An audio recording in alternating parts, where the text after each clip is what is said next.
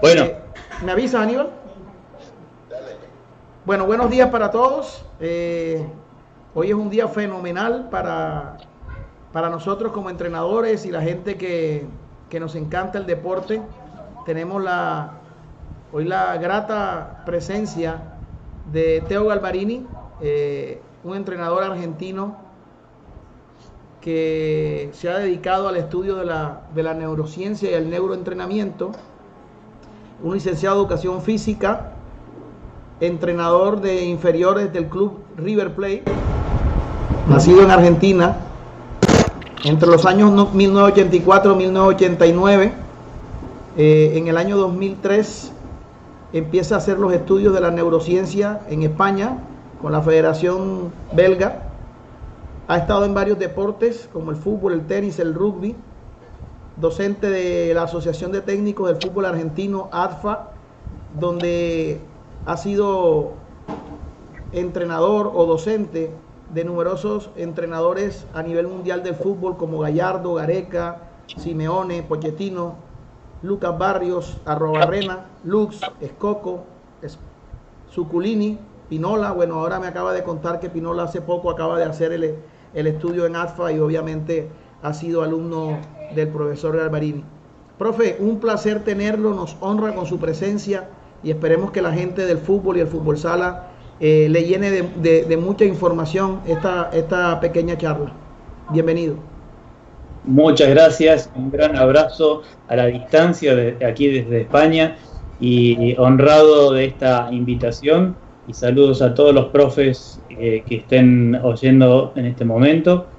Y bueno, aquí quería hacer un hincapié en algo que el fútbol 7, el fútbol rápido, para mí tendría que ser una materia que habría que incorporar para perfeccionar el fútbol 11. Y espero que a lo largo de esta charla les voy a sustentar en qué me baso para decir esto. Entonces vamos a hablar que el fútbol sala es una buena herramienta para el fútbol. Totalmente, totalmente. Justamente hace poco tuvimos una charla y uno de los ejemplos que tenemos es Ronaldinho, conocido por todo el mundo por su habilidad y genialidad. Él era un jugador de fútbol sala y aparte bailarín, pero esas características de jugar en espacios reducidos bajo una presión especial le dieron ese toque de maestría que lo demostró después en el fútbol 11. Indudablemente, profe, yo siempre he tenido la curiosidad. Bueno, yo toda mi vida me crié como practicante y deportista del fútbol sala, y bueno, aquí en Colombia empezamos como fútbol de salón, luego hicimos esa transición a fútbol sala, personalmente yo como entrenador. Y yo hablaba con algunos compañeros y amigos que luego ya de la edad hemos empezado a jugar fútbol 11 y les decía que me parecía a mí un poco más fácil jugar fútbol que fútbol sala, porque yo he entrenado toda mi vida, y voy a poner un pequeño ejemplo comparativo. He entrenado a 500 kilómetros por hora, porque el juego del fútbol sala es tan rápido, la velocidad mental, la toma de decisiones, la técnica, la visualización del campo, bueno, tantas cosas que reúne el fútbol sala. Y luego paso a jugar fútbol ya con una edad mayor, ya de pronto con un nivel un poco menor, pero siento que lo veo mucho más lento, y para mí se me ha hecho mucho más fácil poder jugar el fútbol 11. Entonces yo hago la comparación y digo, si yo de niño hubiese podido hacer esa transición, quizás me hubiera ido mucho más fácil en el fútbol 11 y hubiera podido tener un nivel, no sé si para llegar a profesional, pero siento que hubiera podido tener un nivel para poder demostrar algunas de las cualidades que yo tenía en fútbol sala. Sí, completamente. Hoy en día la neurociencia está demostrando qué pasa en los cerebros de los deportistas. Después vamos a explicar por qué se da un boom en la neurociencia en los últimos 5 o 6 años, pero la síntesis sería que en tu cerebro, al haberte formado en fútbol sala, se formaron unos circuitos específicos de lo que es juego en velocidad, alta velocidad, en espacios reducidos. Eso te permitió formar redes neuronales, muchas más redes neuronales que si estuvieras en campo abierto. Entonces, es lo que tú percibes como que lo ves en cámara lenta. Es porque tu velocidad de transmisión neuronal es muchísimo más rápido que si te hubieras formado en espacios mucho más abiertos. Entonces, ahí tienes una ventaja de por qué decíamos que para mí una de las prácticas obligatorias para llegar al fútbol 11 es hacer fútbol sala. Quiero hacer una salvedad, porque quizás los que sí. nos están escuchando hoy creen que yo traje al profesor Galvarini para que hable bonito de fútbol sala.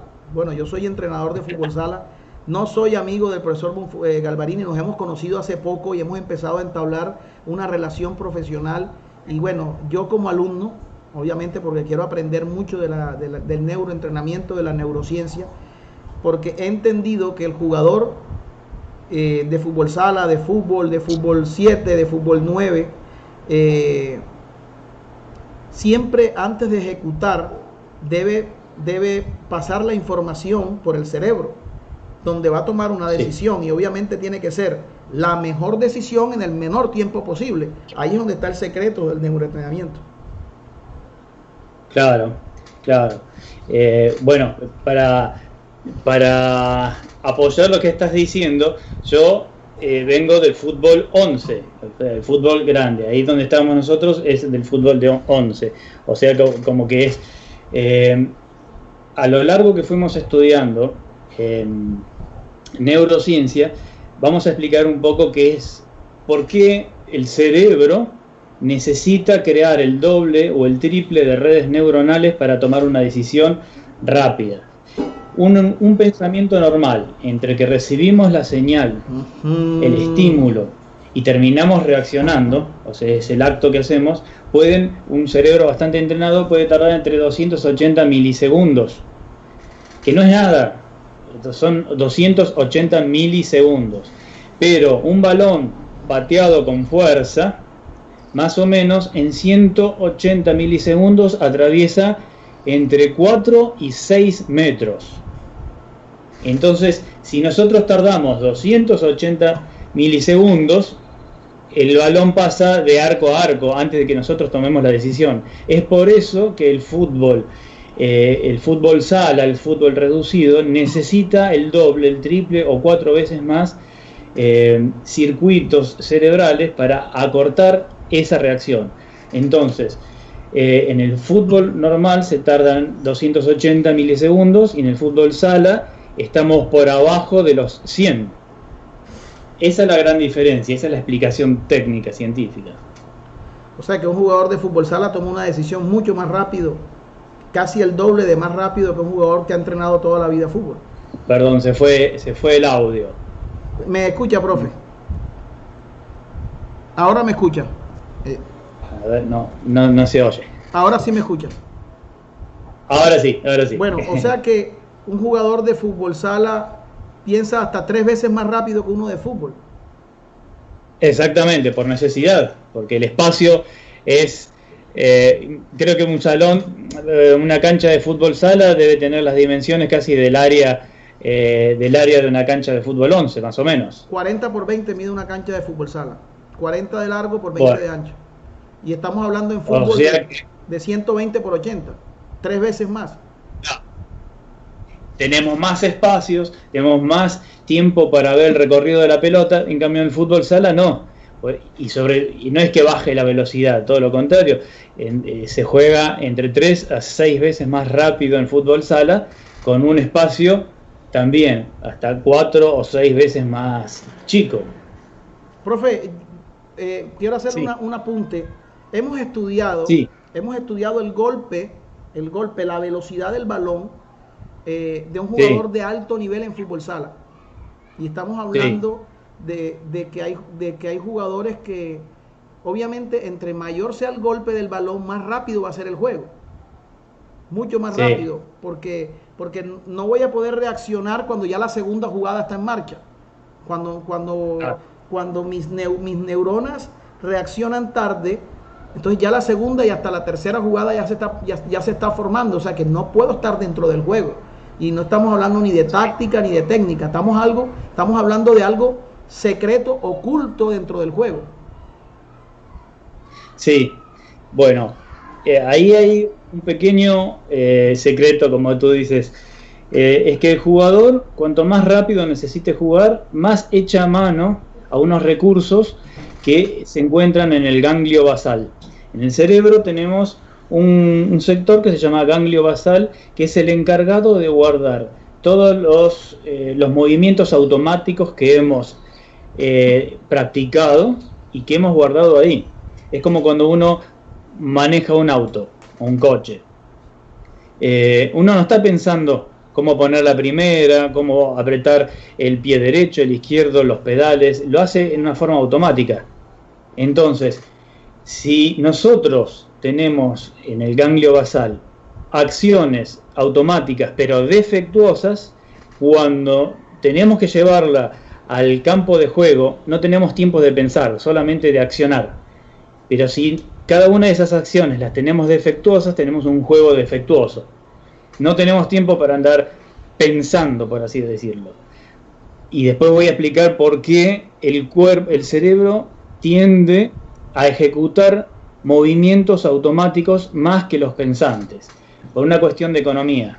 Cuando yo pienso movimiento, cuando yo focalizo en lo que estoy haciendo, mi cerebro gasta más energía en 30 segundos de lo que gastaría en media hora haciendo alguna actividad creativa. A ese nivel gasta el cerebro cuando estoy focalizando. Entonces, imagínate que esté durante todo el partido focalizándome al 100%, no llego ni a la mitad del tiempo, me desmayo antes.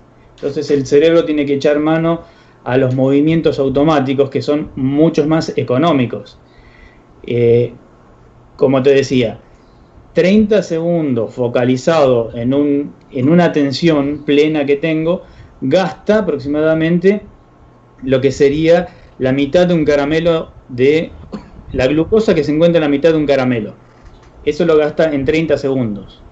Mientras que si yo utilizo un movimiento automático, esa glucosa la gasto en 10-15 minutos. Ok.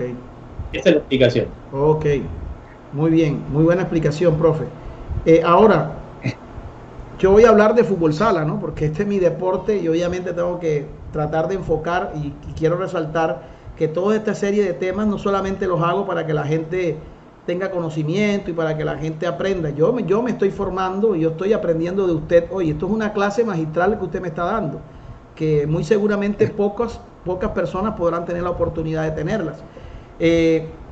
Quiero que nos hable un poco cómo nuestros entrenadores que hoy están aquí presentes pueden aprender de neurociencia y de neuroentrenamiento con usted, porque sé que tiene cursos online, sé que está en redes sociales.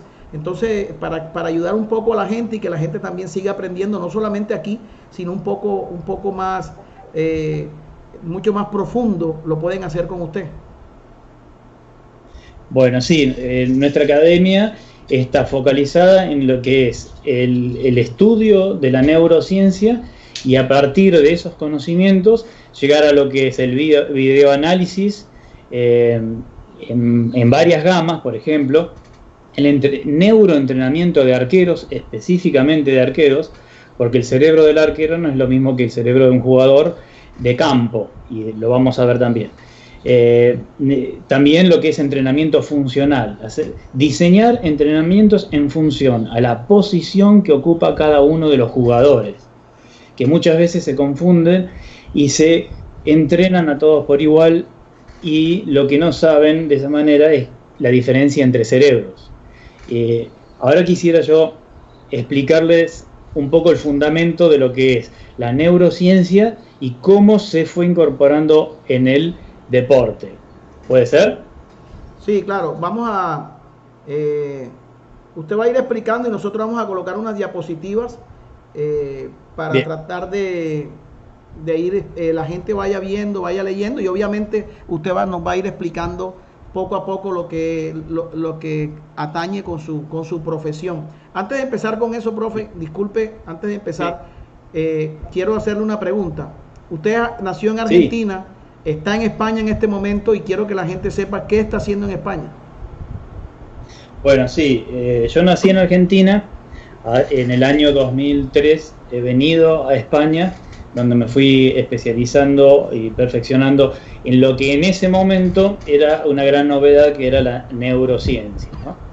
Como has dicho, de la Federación Belga de Fútbol, eran los pioneros, y me fui capacitando, empecé a capacitarme con ellos. Después lo hice con el Barcelona, etcétera, etcétera.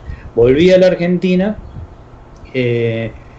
fue cuando en AFA y CONMEBOL estuve diseñando es como que incorporamos la neurociencia, porque hasta ese momento casi no se veía. La neurociencia en AFA recién hará 4 años que se está dando. Y acá en España hemos tenido contactos de unos cuantos clubes a través de mis alumnos que tuve en Argentina, entre ellos el cuerpo técnico del Málaga. Hay unas asociaciones que estamos tratando con el Real Madrid, con el Borussia Dortmund, con el Sevilla y con el Liverpool. Nada más que con esta cuarentena se paró todo y estamos a la espera de volver a reunirnos y volver a charlar. Pero la idea es formar centros de alto rendimiento deportivos basados en la neurociencia. Francia es uno de los países que más avanzados están en esto. El Paris Saint-Germain tiene su equipo de neurocientíficos, y la idea que tiene el Paris Saint-Germain es que en un futuro no tenemos que esperar que nazca un Messi, un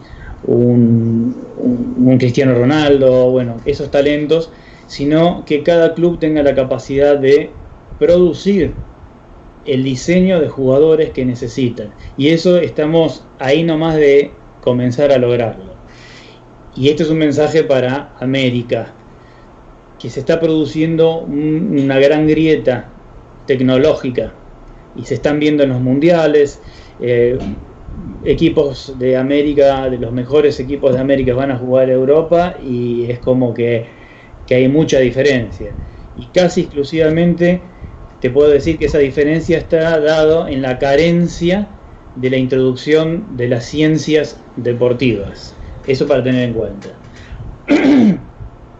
Bueno, profe, más o menos te explico. Ok, gracias. Vamos a mirar qué busca el neuroentrenamiento, la primera diapositiva que aparece en la que usted tiene en sus explicaciones. Bien, el neuroentrenamiento busca esencialmente entrenar el cerebro de un deportista para que se comporte de la manera deseada. Esa es la síntesis. Nadie puede enseñarle a ser a un deportista un jugador íntegro si no tiene una computadora central que una todas esas partes. Y esa es la función del neuroentrenador.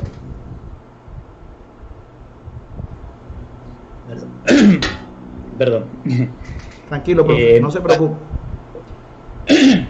Ahí está. Mira que tuve otra charla larga y me quedó media la garganta. Sé que ha estado apoyando mucha gente en estos días, en varios en vivo, y bueno, eso es normal. Yo a veces también me toca pasar por esto, me ha tocado también estar dando muchas ponencias, muchas charlas, pero vamos a seguir adelante.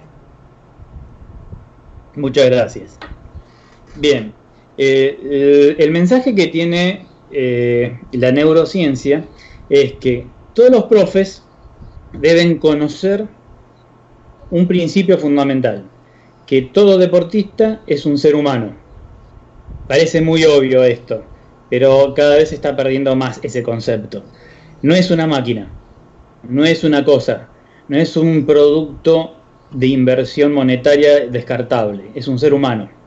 Para conocer cómo funciona el ser humano debemos saber principalmente cómo funciona su cerebro, y a partir de ahí cómo funcionan sus órganos, etcétera, etcétera. Pero la computadora central es el cerebro. Entonces, la neurociencia se encarga del estudio geográfico, por así decirlo de una manera, y funcional de lo que es el cerebro. Y para eso tenemos que ver dos cosas. Con este cuentito que te voy a decir un poco por arriba, voy a explicar de dónde deriva. Hace 500 millones de años teníamos como un solo cerebro, que se llamaba cerebro reptil. Ese cerebro se encargaba de las funciones de supervivencias, lo que es comer, dormir, desintoxicarse, o sea, ir al baño, por así decirlo, ataque y huida, reproducción, y no mucho más. Ese cerebro captaba cuando algo le hacía bien, lo hacía acercarse. Cuando algo lo hacía mal o ponía en peligro su supervivencia, hacía que se aleje. Es así simple que hoy en día tienen, por ejemplo, un reptil. 200 años de evolución luego, se fue recubriendo de otro nuevo cerebro que se llamaba el cerebro límbico, en el que fue sumando emociones. A esos instintos básicos se le sumaron las emociones. Y recién, hace muy poco, hace 100.000 años, se aproxima más o menos, se crea la parte del cerebro que es el cerebro, el córtex, que es el que nosotros desarrollamos los pensamientos, sacamos conclusiones, nos vamos educando, etcétera, etcétera. ¿Sí? Podemos ver que de 500 millones de años a 100.000 pasó mucho tiempo y nuestro córtex pensante es un cerebro joven, inexperto. Con esto queremos explicar, porque ahora vamos a ir a distintas funciones, con esto queremos explicar que siempre estamos conviviendo con nuestro reptil, con nuestro simio interior. Esencialmente nosotros somos simios, somos animales que tenemos recubierto un nuevo cerebro que tenemos que aprender a manejar. Hasta ahí es claro, ¿verdad? Otra de las cosas que tenemos que tener en claro, que siempre el que tiene la última palabra, el que autoriza hacer todas las cosas, es el cerebro reptil. Todo lo contrario que creemos ahora, que los pensamientos nos gobiernan, no. Lo que nos gobiernan es el cerebro reptil, que nos dice si lo que estamos haciendo es beneficioso para nuestra supervivencia o todo lo contrario. Aprender ese idioma es fundamental. ¿Por qué? Porque si nosotros educamos a un chico de una manera que su cerebro reptil lo toma como amenazante, el chico va a querer huir de esa situación. Si no lo puede hacer físicamente, lo va a hacer mentalmente. Y entonces se desconecta de la situación, tanto en el colegio como en un partido. Y otra cosa para tener muy en cuenta es que el cerebro toma al deporte como si fuera una guerra.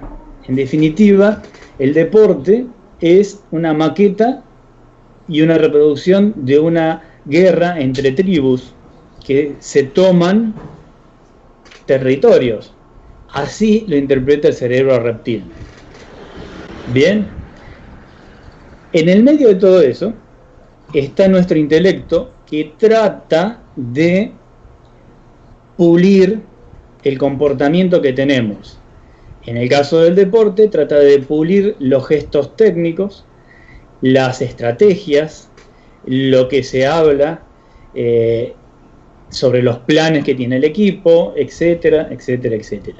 Pero siempre debemos tener en cuenta que estamos hablando a un simio y nos están hablando a nuestro simio interior.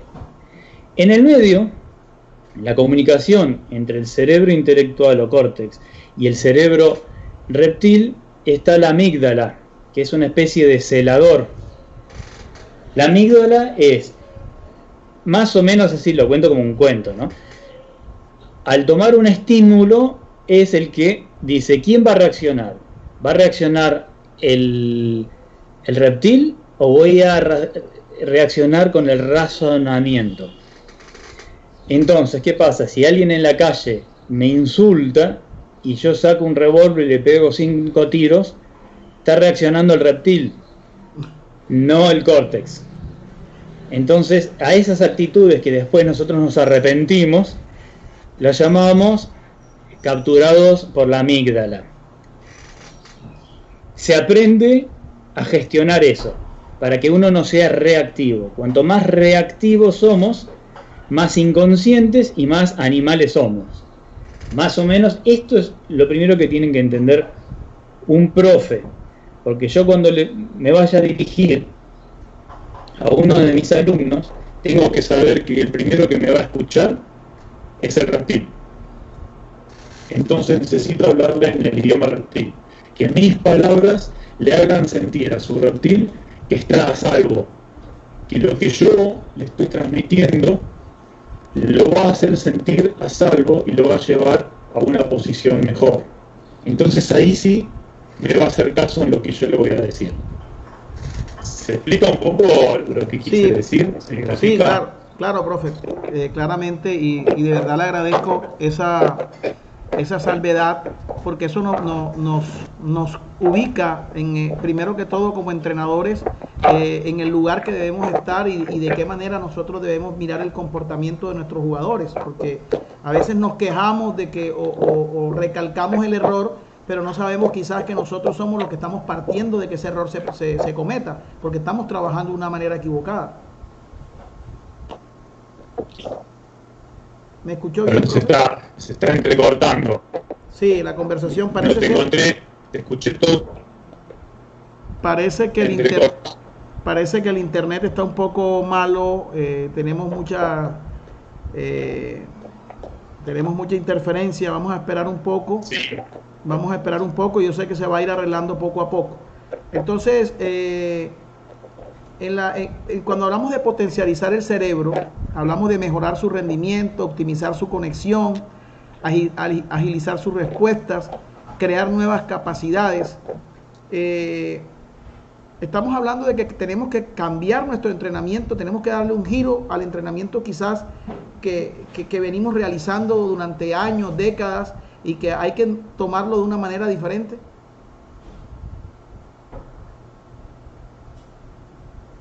Bueno, parece que tenemos unos problemas con el tema del internet. Vamos a tratar de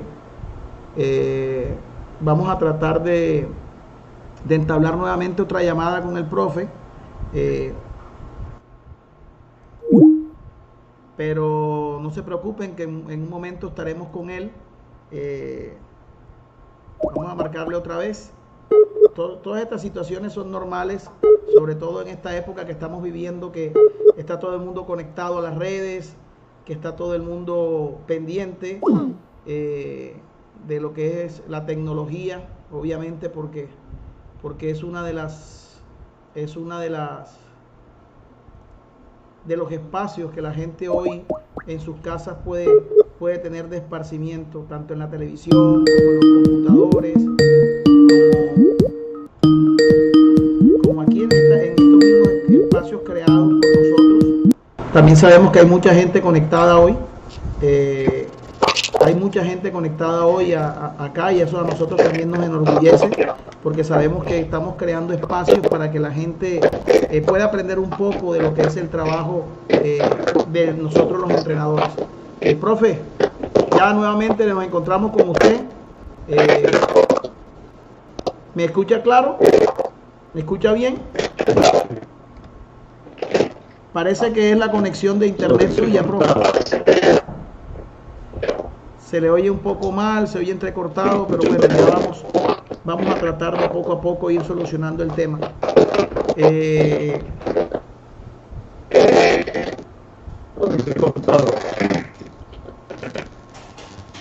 Se oye muy mal, se oye mal, pero vamos a tratar de ir cuadrando esto. Estas son cosas que de verdad se nos salen de las manos, vuelvo y repito. Pero tengamos fe de que todo se va a solucionar y vamos, estoy muy ansioso de poder escuchar el resto de la charla y de la ponencia, porque sé que nos va a ayudar mucho a todos los que somos entrenadores, a los deportistas mismos, que también deben saber de qué manera deben entrenarse, de qué manera deben prepararse para poder mejorar y ampliar su calidad técnica, táctica, y bueno, y desenvolverse mejor dentro del campo de juego, obviamente, y que su nivel deportivo aumente. Espero que lo podamos conectar nuevamente al profe. Voy a nombrar algunos saludos de gente que nos está acompañando. De verdad, agradecido siempre por la presencia de ustedes acá. Nuestro esfuerzo y lo que hacemos no es más para tratar de crear un espacio donde nosotros podamos aprender, donde nosotros podamos conocer otro tipo de trabajos que complementen los trabajos que hoy estamos realizando como entrenadores y que obviamente produzcan que seamos mejores. ¿Ok? Enviarle saludos al señor Luis Eduardo Valenzuela Hoyos desde Neiva, gran amigo del fútbol sala colombiano. Vamos a esperar que el profe está reiniciando su computadora y vamos a seguir saludando a la gente que nos está acompañando. Luis Eduardo Valenzuela, Manuel Francisco Muñoz de España, nuestro gran amigo Manuel Francisco, que nos acompañó el día de ayer en esa gran charla que tuvimos sobre el ABC del fútbol sala. Manuel, saludos desde Colombia, un gran abrazo y esperemos que las cosas en España, que sabemos que ya han abierto las puertas a las casas y que la gente poco a poco esté saliendo, todo salga bien y que volvamos nuevamente a encontrarnos en un escenario de fútbol sala y poder sentarnos a conversar como dos grandes amigos. AFL Futsal desde Lima, Perú. Gracias por estar presentes. Siempre creo que son uno de nuestros invitados de lujo. Siempre están presentes en todas nuestras charlas. Dani Alejandro Chacón Díaz desde Bogotá. Dani, un placer. Saludos. Camilo Díez Futsal, nuestro jugador de Selección Colombia. Camilo Gómez, gran jugador de fútbol sala, campeón mundial de fútbol de salón. Bueno, y una gran historia de vida y deportiva que tiene Camilo para contar. En algún momento lo tendremos acá como invitado a Camilo. Darío Mesa, desde Ecuador, Guayaquil. Profe Darío, un placer tenerlo. Este canal está uniendo a Sudamérica y al mundo entero. Muchas gracias. Deiler Santos, buen día, bendiciones, un excelente tema. Muchas gracias por estos espacios. Abrazo de gol.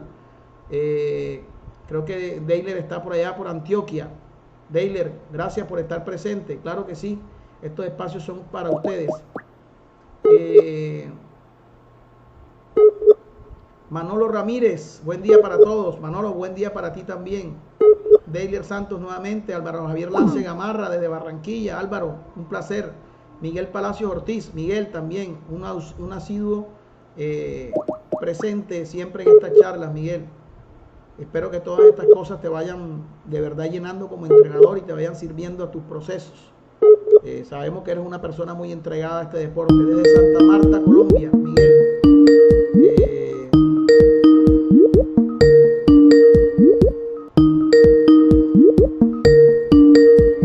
Alex de Alba, el profesor Alex de Alba, técnico de fútbol, asistente técnico del profesor Chamo Serna.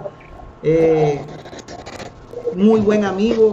Le agradezco enormemente cuando me nombraron entrenador de Selección Colombia y siempre lo he dicho, Alex de Alba me dio un consejo de oro y gracias a Dios lo escuché muy bien y me ha servido de mucho en lo poco que llevo como entrenador de la Selección Colombia.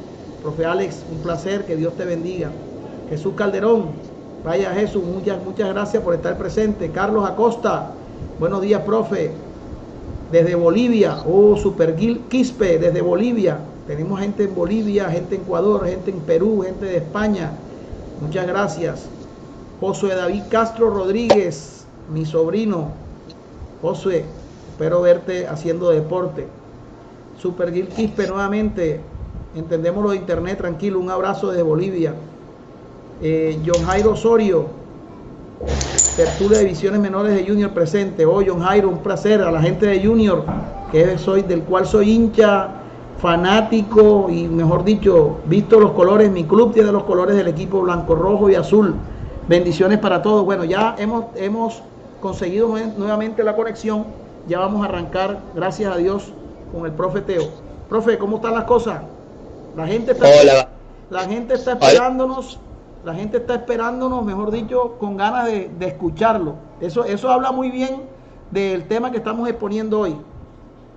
Muchas gracias. le pido perdón a toda la gente por este imprevisto. Esperemos que podamos contestar algunas preguntas también. No, profe, vea, primero que todo queremos agradecerle por su tiempo, porque sabemos que este tiempo vale oro, y sabemos que las cosas por internet y lo que estamos sucediendo es normal. Ya estamos preparados para poder sortear todo este tipo de situaciones. Y le digo que como entrenador he aprendido que de las cosas difíciles aprendemos y más fuerte nos volvemos. Entonces, no soy periodista, soy un entrenador, pero toda esta serie de dificultades han hecho que me vaya preparando para poder sortearlas. Y de verdad entiendo, no se preocupe, y la gente también lo está entendiendo. Bueno, quedamos en potencializar cerebros, que esa es una de las herramientas que busca el neuroentrenamiento, ¿no? Sí. Vamos a hablar que vamos a simplificar la estructura del cerebro para poder comprender las grandes áreas que lo componen y sus funciones principales. Esa es la siguiente diapositiva. Bueno, más o menos hemos dividido en 10 áreas que utiliza el cerebro desde el momento que recibe un estímulo hasta que produce una acción. Más o menos son 10 áreas. Principalmente el estímulo viene visualmente en fútbol. También tenemos otros estímulos, pero esencialmente en fútbol es el estímulo visual. De ahí pasa por una serie de áreas. Una de ellas es que el ganglio basal, que es lo que hemos hablado antes, es donde se guardan, yo lo llamo el arcón de las herramientas. En ese, ¿cómo hacemos para guardar herramientas en el ganglio basal? Es a través de los ejercicios por medio de la repetición, por medio de la familiarización de ese ejercicio. Ahí lo vamos guardando. En el momento que nosotros necesitamos echar mano para resolver una situación, utilizamos las herramientas que tenemos en el ganglio basal. Ahora, ¿qué pasa cuando uno no tiene la suficiente cantidad de herramientas? O sea, que no entrenó lo suficiente. Cuando vas a echar mano, echas mano de la primera herramienta que encuentras y tal vez no sea la adecuada. Entonces lo resuelves de una manera más o menos. No es exactamente como nos gustaría. Entonces, la calidad de un jugador depende muchísimo de la cantidad de herramientas que tiene en el ganglio basal, que sabe manejarlos automáticamente. Para que tengas una idea, la importancia de esto. Se estuvo estudiando cuál sería la causa que un jugador experto podría errar en un penal. Y se estudió, y es cuando tratamos de intelectualizar el penal. Cuando me pongo frente a la pelota y empiezo a pensar, ahora se la voy a tirar a la derecha porque este arquero yo lo he visto en tal lugar, y que se empieza con un diálogo interior, trata de patear y es posible en un 70% que le erre. ¿Cuál es la actitud que debe tomar el jugador? Nada, mente en blanco y utilizar solamente lo que tenga en el ganglio basal. No pensar en nada, absolutamente es ponerse, mirar y ejecutar el tiro, lo que tiene ya preparado. Si lo que tiene preparado no es de buena calidad, los tiros nunca van a ser de buena calidad. ¿Me explico cuál es la importancia que tiene el ganglio basal? Sí, profe, ahora yo lo voy a sí, haber jugado, y obviamente de manera amateur, yo no llegué al alto nivel, pero sí he vivido cosas, y bueno, ese miedo escénico que causa, porque no es lo mismo un penal ganando 5-0 que el último penal del mundial, ¿cierto? O sea, también tenemos que mirar en la situación donde estamos ubicados, el entorno de locales, bueno, 80,000 personas aplaudiendo, 80,000 personas rechiflándote, bueno, también tenemos. Pero el jugador que está preparado, que no piensa en nada, sino que cree en lo que él hizo durante todos los entrenamientos que ha tenido en su vida, donde dice, yo esto no lo erro porque yo soy el mejor del mundo pateando esto, donde tiene la técnica totalmente depurada, cabeza arriba, espera que el portero se tire, aguanta, bueno, todas esas cosas, lo que es un penal, porque usted está hablando del penalti. Entonces ese tipo no está pensando en más nada, sino en la confianza que tiene en lo que va a hacer. Exacto. Entonces ahí está trabajando totalmente lo basal. Exactamente. Tú me estás describiendo la situación de un jugador que deja su mente en blanco y actúa absolutamente con el ganglio basal. Y fíjate que son las mejores ejecuciones esas. Y ahí dijiste algo muy importante que permíteme que aclare, ya que lo dijiste.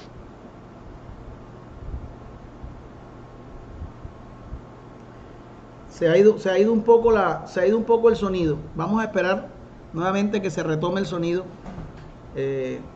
Lamentablemente hoy tenemos muchos problemas con el tema del audio y de la conexión de internet. Esperemos que... Profe, se ha ido un poco el audio. Vamos a cortar nuevamente la llamada y vamos a tratar nuevamente de enlazarnos en la comunicación, tratando de buscar, obviamente, de que mejore nuestra conexión. Estos temas de redes y sobre todo la distancia donde estamos. El profe está del otro lado del charco, como decimos, está en Europa, está en España. En estos momentos en España más o menos son las 5 o 6 de la tarde y es un horario donde mucha gente está conectada a redes, a televisión, a celulares. Entonces siempre se torna un poquito pesado, pero bueno, vamos a tener un poquito de paciencia. Disculpen a todos las personas que están.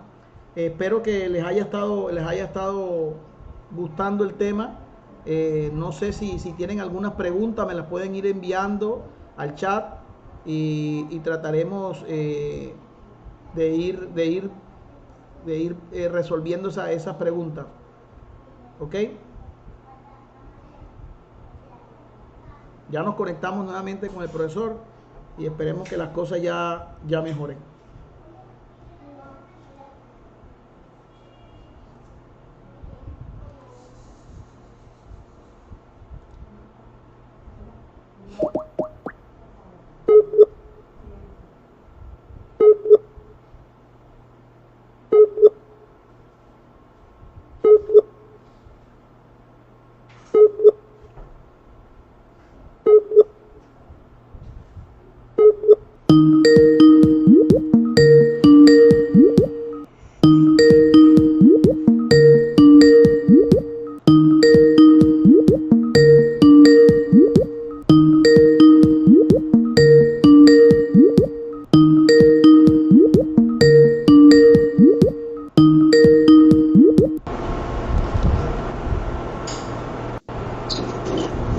Hola, profe.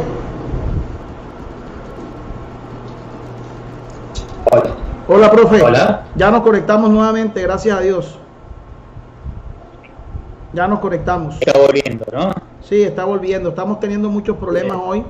Espero y le pido a la gente que está acompañándonos que tengan mucha paciencia. Sé que la gente está conectada, la gente está muy pendiente, no se ha retirado. De verdad, creo que este tema, entre más los escuchamos, más nos dan ganas de seguir aprendiendo y de continuar con la charla.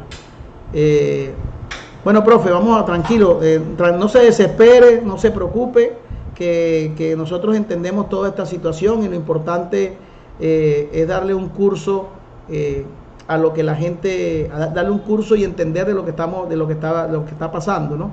Estábamos hablando sobre el tema del penal, entonces termino ahí de exponer un poco ese tema. ¿Tú me estás viendo bien? Sí, señor, lo estoy viendo bien.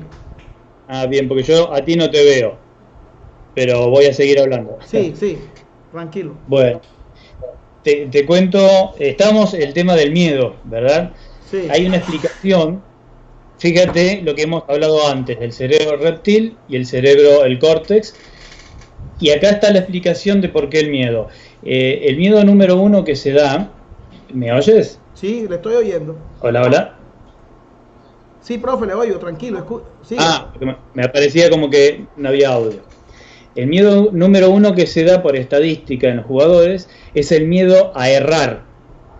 Y sobre todo estamos hablando, el ejemplo que me diste tú, errar en un momento difícil, supongamos en un penal que define un campeonato. ¿A qué tenemos miedo? ¿Por qué tenemos miedo a errar? Porque el cerebro reptil interpreta que si nosotros lo erramos quedamos fuera de nuestra manada. La manada es el equipo, es la aceptación social.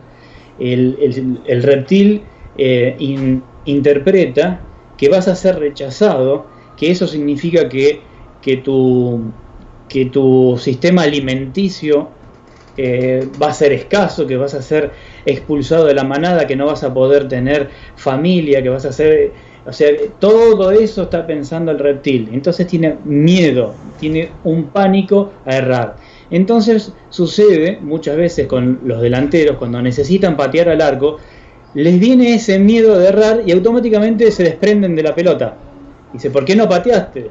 Estabas frente al arco. Es el reptil que tiene la última palabra de nuestras acciones. Entonces, lo que busca el neuroentrenador es el idioma con que nosotros mismos tenemos que hablarnos a nuestro reptil para que acepte los cambios. Entonces, siempre decimos esto, como directores técnicos, nosotros tenemos que ser capaces de manejar nuestro equipo, que son esas 10 áreas que tenemos adentro. Si nosotros manejamos ese equipo, que jueguen para un mismo objetivo, ahí seremos capaces de poder dirigir a 10 personas. Pero si no eres capaz tú mismo de dirigir tu cerebro, estamos en problemas. Ese es el mensaje que queremos dar. Oiga, profe, le voy a dar una... Yo todo esto que le digo es lo que yo he podido entender del fútbol y el fútbol sala, ¿no? Le digo, sí. A veces los crack, cuando estoy hablando de crack, es ese que hace cosas que cualquier otro no puede hacer. Parecen hasta irresponsables en la cancha porque lo hacen sin miedo, sin temor, lo hacen sin pensar en absolutamente nada, simplemente en la autoconfianza que tienen en lo que van a hacer. Y por lo menos yo veía a Ronaldinho en la cancha y usted lo toco a colación porque usted habló de él, porque viene del fútbol sala. Yo decía, pero este tipo es un irresponsable, ¿cómo va a parar esa pelota ahí entre 4 buscando perderla y que nos cojan en contrapié? Pero es que él no está pensando jamás en fallar, porque cree demasiado en lo que él tiene. Sí, tal cual. No sé si me estás oyendo porque se ve medio delay. Sí. Una de las cosas que siempre digo es que un jugador habilidoso, que tiene el dominio del balón a niveles extraordinarios, pero que no sabe lo que es un equipo, es simplemente un artesano del balón, no es un jugador de fútbol.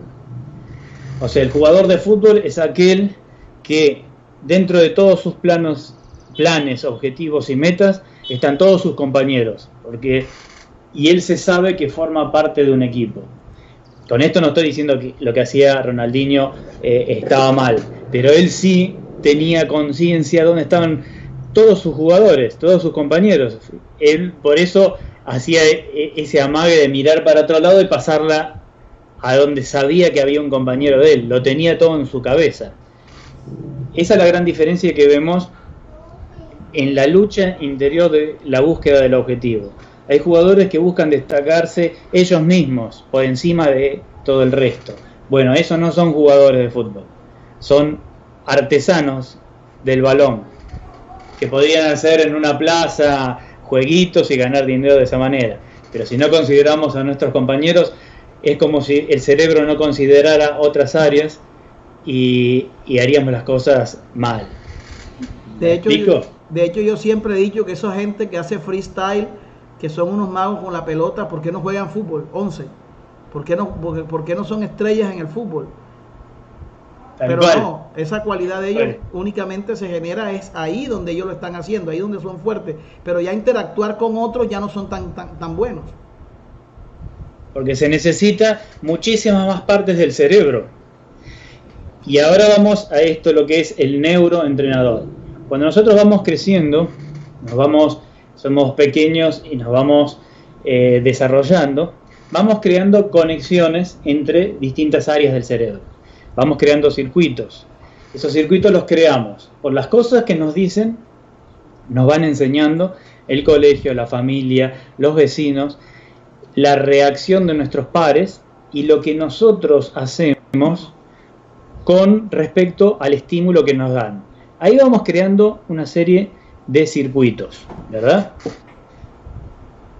En base a esos circuitos, que por lo general nos van a acompañar con algunas variantes el resto de nuestras vidas, los utilizamos para cualquier cosa, esos circuitos, con ciertas adaptaciones.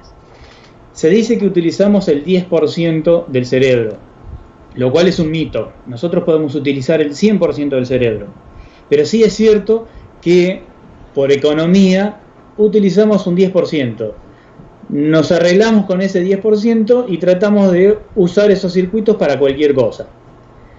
O sea, si a mí me salió agarrar la raqueta de una manera y pude ganar un partido, ¿para qué la voy a cambiar? Utilizo esa manera, aunque sea deficiente, ¿verdad? Esos son los vicios de los jugadores. Lo mismo pasa con el fútbol, lo mismo pasa en la vida diaria, lo mismo pasa con todo eso. Vamos utilizando circuitos y tratamos de adaptarlos para otra cosa que queremos hacer.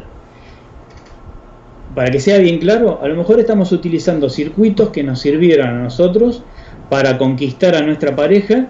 Ese mismo circuito lo estamos utilizando ahora para ser defensor de área, por ejemplo. Dice, ¿qué tiene que ver? Tiene mucho que ver. Lo único que le hemos cambiado un par de piezas, pero ¿es el circuito idóneo, exacto que necesitamos? No, es un circuito adaptado. ¿A qué voy con esto? El neuroentrenador se encarga como que de sacarle ese programa a ese cerebro, ponerle un programa ideal para la posición que esté jugando, para el deporte, etcétera, etcétera, y entonces ese jugador cambia su forma de jugar, la hace óptima. Esa es la función del neuroentrenador. Primero, ver,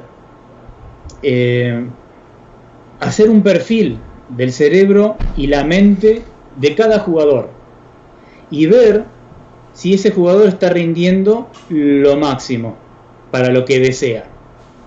¿Me explico? Entonces un neuroentrenador puede ser el seguimiento de un jugador, el seguimiento de un equipo entero, el seguimiento de la conexión entre el equipo y el entrenador, o entre el equipo y la dirigencia. Porque muchas veces pasa que hay jugadores que se comportan de una manera excelsa, juegan muy bien en los entrenamientos, pero algo pasa que durante el partido ya no es el mismo jugador. Y ahí está el neuroentrenador que tiene que ver qué es lo que sucede en el cerebro para que se desconecte de esa manera ese jugador. Un neuroentrenador debe ser capaz de ver si es un problema psicológico y derivarlo al psicólogo deportivo. Si es un problema de alimentación, que no le llegan los neurotransmisores y el cerebro no puede conectar, entonces al nutricionista, al médico. Si es un problema físico, que hay problemas orgánicos o musculares, al médico. Si es un problema de entrenamiento, lo van a tener que charlar con el preparador. O a lo mejor es un problema de comunicación entre el técnico que no sabe hablar el idioma de ese jugador, entonces el jugador se repliega con lo que estuvimos diciendo, entonces ahí tendría que intervenir el coach deportivo. ¿Me explico cuál es la visión de la neurociencia deportiva? Sí, totalmente, profe.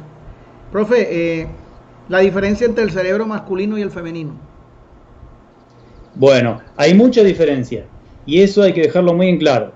Si bien todos los cerebros son distintos, pero hay mucha diferencia entre el entrenamiento del cerebro femenino y el masculino. Y te voy a contar algo que la neurociencia explica. Hay un gran mito que dicen que las mujeres pueden hacer dos cosas al mismo tiempo y el hombre una sola. Habrán escuchado todo eso. Sí, sí. Bueno, eso es un mito. Eso es un mito. Gracias a Dios, gracias a Dios.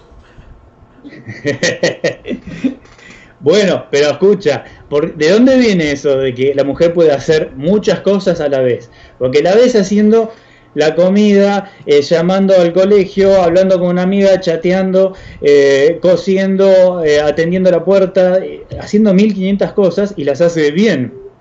Entonces dice, bueno, indudablemente hace 1000 cosas a la vez. No, ningún cerebro nunca tiene la capacidad de hacer 2 cosas a la vez, en el mismo momento. Ningún cerebro, ni el masculino ni el femenino. Lo que sí tiene la mujer, tiene la capacidad de conectar y desconectar, conectar y desconectar a velocidades que multiplican a la del cerebro del hombre. El hombre conecta y profundiza. Para desconectar tarda mucho tiempo, por eso tiene mayor capacidad de concentración el hombre. Y esto viene de la época de las cavernas, en que el hombre tenía que subir arriba de un árbol con una lanza y esperar que pasara su presa, quietito durante una semana, y a la vez no hacer ruido para que no se lo coman a él. Y la mujer tenía que estar en la caverna, cocinando con los nenes, plantando semillas, recogiendo, etcétera, etcétera, etcétera. Tenía que hacer muchas cosas a la vez. Entonces tenía que estar con una percepción más superficial, pero con la capacidad de conectar y desconectar. Eso es tradicionalmente, no significa que no se puedan entrenar, pero tradicionalmente el hombre tiene capacidad de concentrarse muy hondamente en una sola cosa, ¿sí? Focalizar en una cosa, y le cuesta desfocalizarse. Esa es la gran diferencia. Basado en cosas así, deducimos que no pueden entrenar de la misma manera una mujer que un hombre. Las hormonas son distintas, las transmisiones neuronales son distintas, los neurotransmisores son distintos gracias a los periodos que va teniendo, etcétera, etcétera. Entonces, mucho cuidado con querer entrenar a las mujeres de la misma manera que a los hombres, porque no van a obtener buenos jugadores ni buenas mujeres, digamos, por así decirlo. O sea, como personas les creamos confusión en el cerebro. Para decirlo de una manera, hacemos un cortocircuito. Esa era... Yo antes que dijera lo último, estaba pensando eso. Usted está hablando y yo estoy analizando lo que usted dice, y definitivamente entonces el entrenador que se cree que es entrenador y está preparado, que puede manejar todo, mujeres y hombres, está equivocado, porque tiene que trabajarlas de una manera y tiene que conocerlas. Por eso es importante el tema del neuroentrenamiento, porque tenemos que conocer al individuo para poder nosotros llegarles y que pueda adquirir el conocimiento de la mejor manera. Es lo que nos está explicando usted en este momento. Exactamente.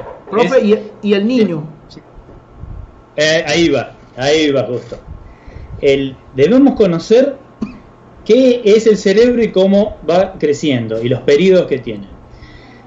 Algo que está descubriendo la neurociencia, está trayendo 500 nuevos descubrimientos por día.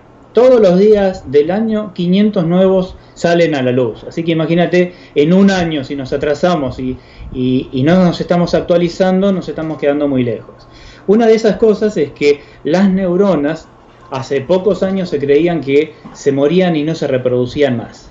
Y nosotros nacíamos con una determinada cantidad de neuronas y se iban muriendo poco a poco y llegábamos al final de la vida con lo que nos quedaba. Bueno, ahora se comprobó que nada que ver. Las neuronas se reproducen, también se mueren.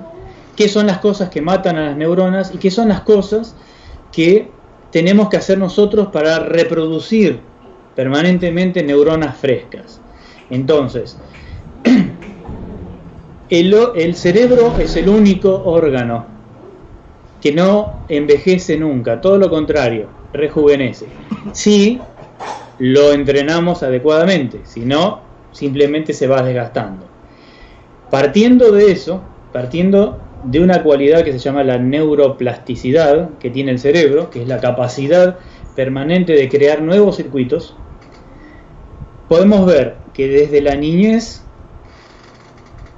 siempre se ve, esto es otro mito que se está descubriendo, se dice que un niño tiene más capacidad de aprender que un grande, y muchos dicen que los grandes ya no tienen capacidad de aprender. Bueno, eso es una mentira, si no sería todo lo contrario. los grandes, las personas adultas, tienen más capacidad de aprender, porque ya tienen técnicas de aprendizaje, lo cual se hace más rápido.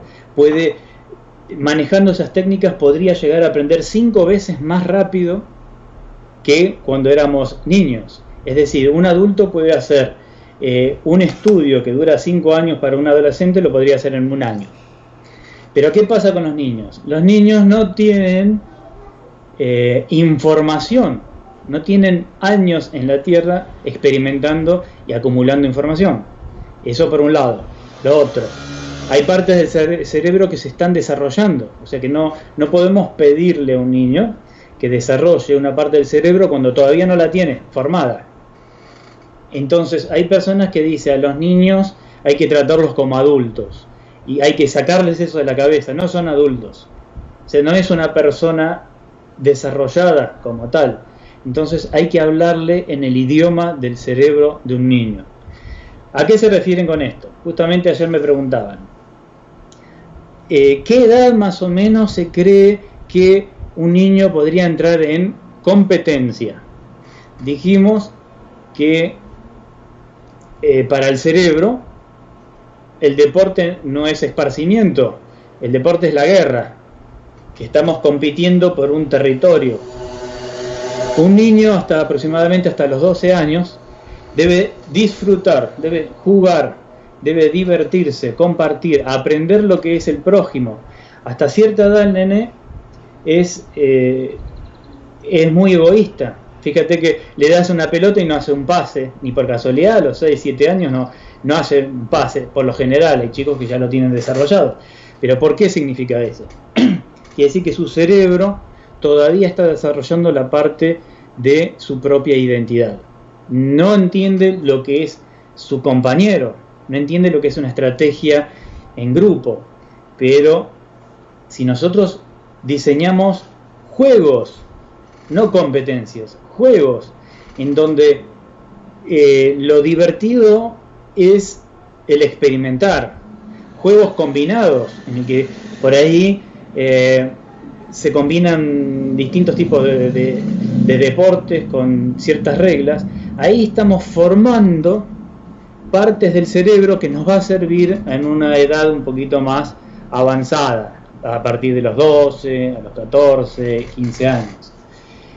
Si nosotros sabemos eso, podemos empezar, yo no diría entrenar, sino a formar a los niños en educación física, en deportes, en ejercicios. Porque otra de las cosas que se está descubriendo en la neurociencia, antes se creía que el cerebro estaba solamente en la cabeza. Los chinos y los orientales decían que teníamos 3 cerebros. Uno estaba en el estómago y otro en los intestinos. Y hoy en día la neurociencia está comprobando que tenemos neuronas en los intestinos, en el estómago, como decían en Oriente. Pero no solamente eso. La fascia es una tela que envuelve a todos los músculos, a todos los huesos y a todos los órganos. Se está comprobando que la fascia está comprendida también por neuronas, está formada por neuronas. Esto quiere decir que nuestro cerebro llega desde la punta del pelo de la cabeza hasta la uña del dedo gordo del pie. O sea que en realidad nosotros pensamos con todo el cuerpo. Y fíjate lo que se descubrió con esto. Cuando nosotros estamos parados en la cancha, el cerebro, a través de la visión, nos dan unas coordenadas de dónde estamos ubicados. Pero las otras coordenadas nos dan los tobillos y la posición de las piernas por medio de la fascia. El cerebro junta esas dos informaciones y nos dan la precisión en dónde estamos y a dónde queremos ir. Con esto quiero decir que si no tenemos bien formada, o tenemos lesionada, o tenemos rígida las fascias de los tobillos, la información que llega a las coordenadas pueden estar erradas. Entonces nosotros creemos, por así decirlo, que estamos en determinado lugar, pero les estamos errando un par de grados. Y es cuando comenzamos a hacer tiros de poca precisión, malas jugadas, malas decisiones, queremos hacer un pase y no llega, etc. Todo esto se forma en la niñez, pero también se deforma en la juventud, en la adultez. Permanentemente se está formando y desformando.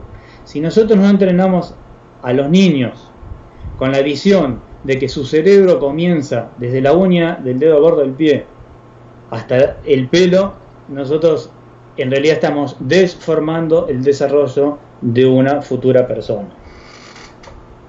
Más o menos así la síntesis. Ok, profe.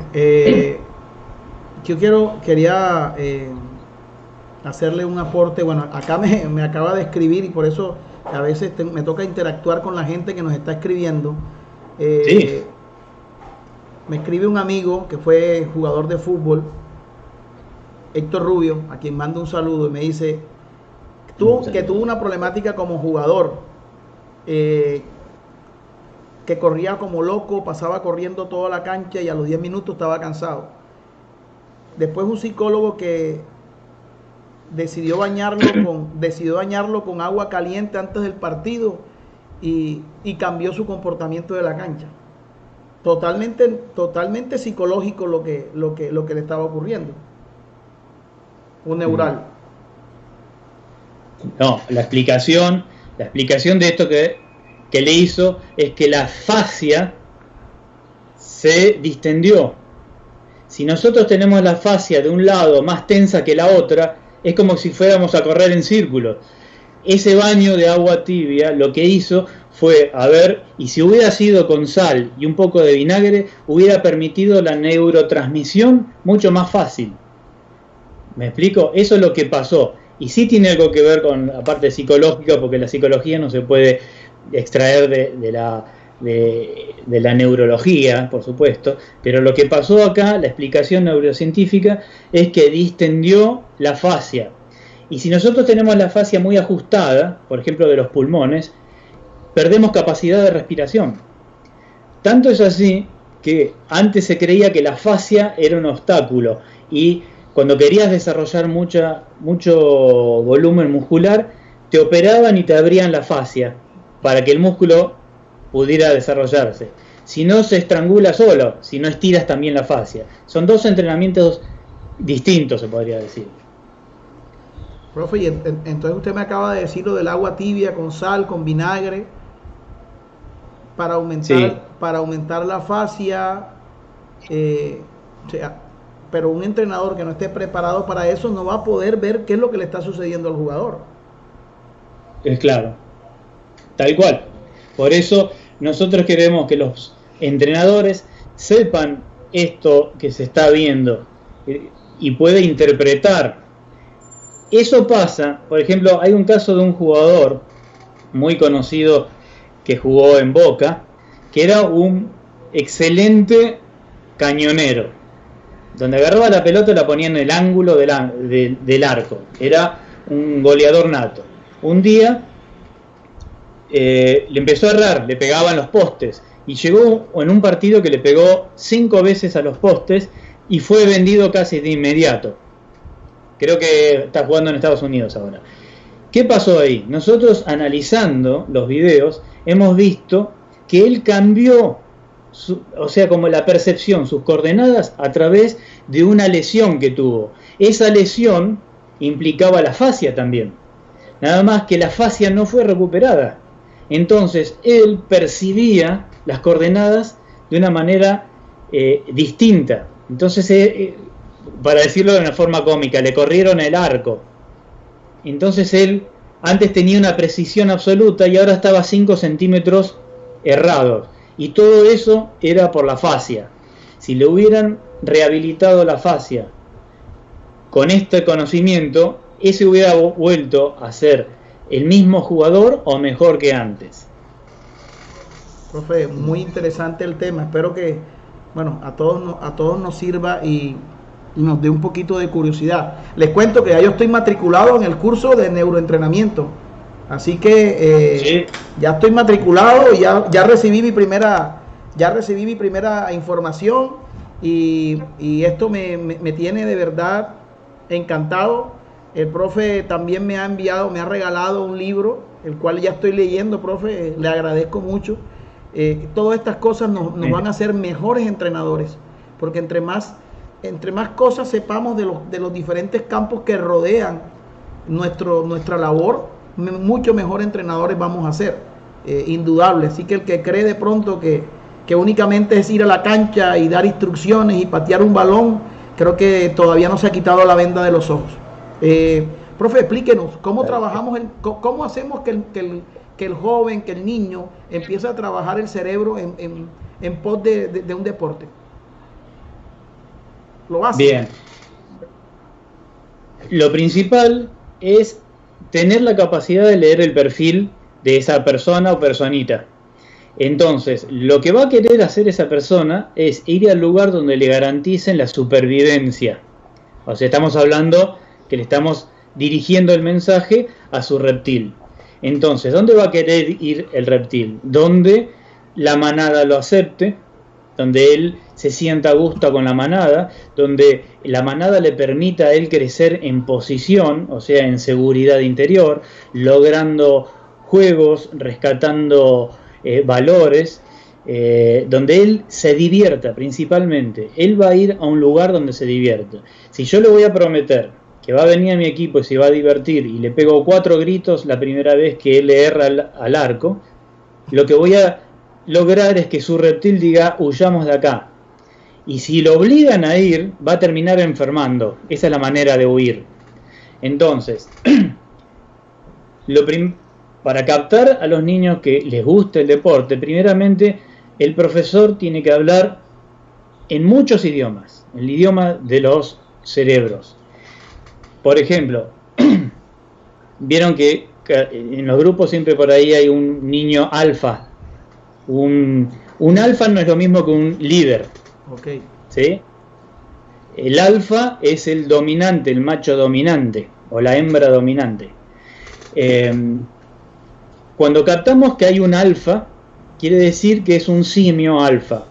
Y ese chico nos puede servir a nosotros para que se transforme en un líder. Y el líder es un alfa que ha desarrollado su córtex. Entonces lo que nosotros le podemos proponer a ese alfa, cuando está tratando de llamar la atención, nos rompe la hegemonía del grupo, es traerlo, ven tú que tienes tanta energía, que tienes esa fuerza y esa alegría. Él se empieza a sentir cómodo con nosotros y empieza a decir, uy, esta persona sabe. Entonces nos toma a nosotros como alfa. Entonces nuestra palabra va a ser sagrada. Si yo le grito, él va a confrontar con nosotros. O se va a ir o va a confrontar. Y se va a disponer a hacernos la vida imposible. Por ejemplo, este es un idioma. Entonces tú lo llamas a ese chico y dices, tú que tienes toda esa energía, vas a ser mi asistente. Vas a ser el que ¿te gustaría traerme la pelota, el equipo del profe antes de empezar? Sí, yo quiero, qué sé yo. Así ya conseguiste hablar el idioma del reptil alfa.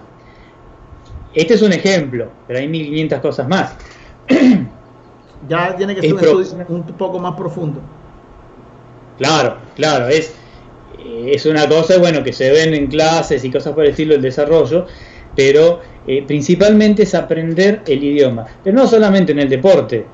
Cuando tú le hablas a tu hermano, a tu señora, a tu mamá, a tus hijos, tienes que hablarle en el idioma del reptil, porque el reptil va a ser el único que le va a dar el consentimiento de aceptar o no lo que tú le estás diciendo. ¿Me explico? Porque si yo quiero corregirte a ti diciéndote que eres un idiota, nadie en el mundo se va a sentir, sí, la verdad que tiene razón, me encanta que me digan idiota. Nadie, no va a haber un cerebro en el mundo que lo va a aceptar. En cambio, si yo te digo de esta manera, digo, qué buen potencial que tienes. La verdad que te he visto hacer esas carreras como nadie en el mundo. ¿Qué tal si venimos y me vas mostrando? Y después te voy diciendo que corrijas ciertos errores de esta manera. Por ejemplo, digo, si tú hicieras los pases más cortos, tu creatividad quedaría mucho más exponenciada. A ver si lo probamos. No le estás diciendo que es un morfón comilón que se come todos los pases y es un egoísta. ¿Me explico?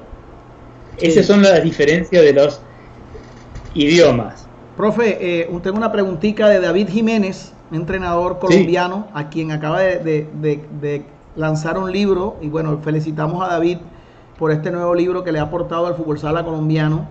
Se llama el Futsal con Conciencia, y tiene que ver mucho con la parte de lo que estamos hablando. Me dice, ¿cuál es el papel de la amígdala cerebral en el proceso de la toma de decisiones? Bueno, esto es un poco lo que decíamos al principio. Lo que hace la amígdala tiene mucho que ver con lo que son las emociones, ¿no? Lo que hace la amígdala es el filtro entre qué hace con ese estímulo. Dejo que reaccione mi reptil o dejo que el córtex se haga cargo de la situación. Eso, en definitiva, es el trabajo de la amígdala. Lo que pasa es que cuando nosotros no desarrollamos y no la trabajamos bien a la amígdala, siempre es donde se encuentra el miedo, los rencores y la reactividad.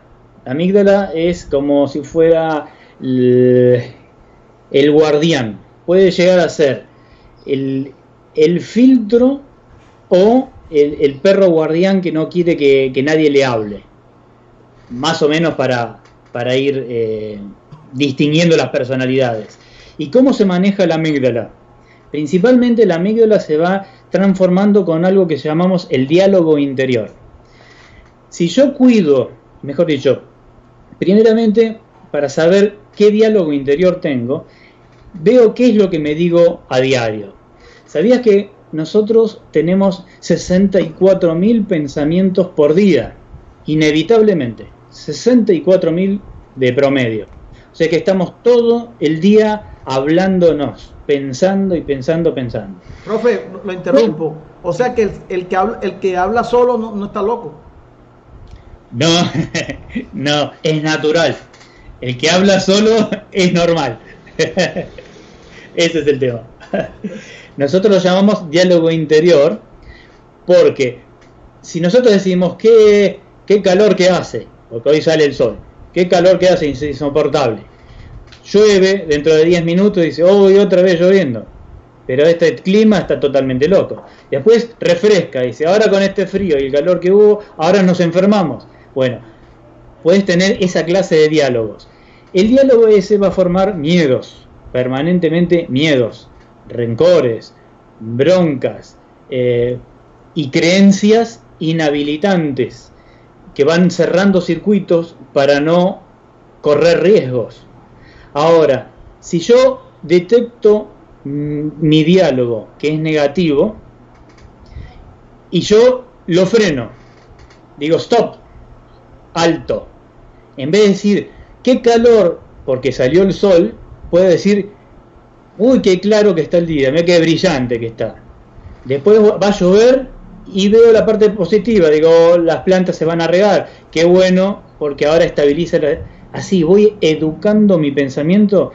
Comienza a transformarse la emisión de neurotransmisores, porque las emociones no son más que un cóctel de neurotransmisores.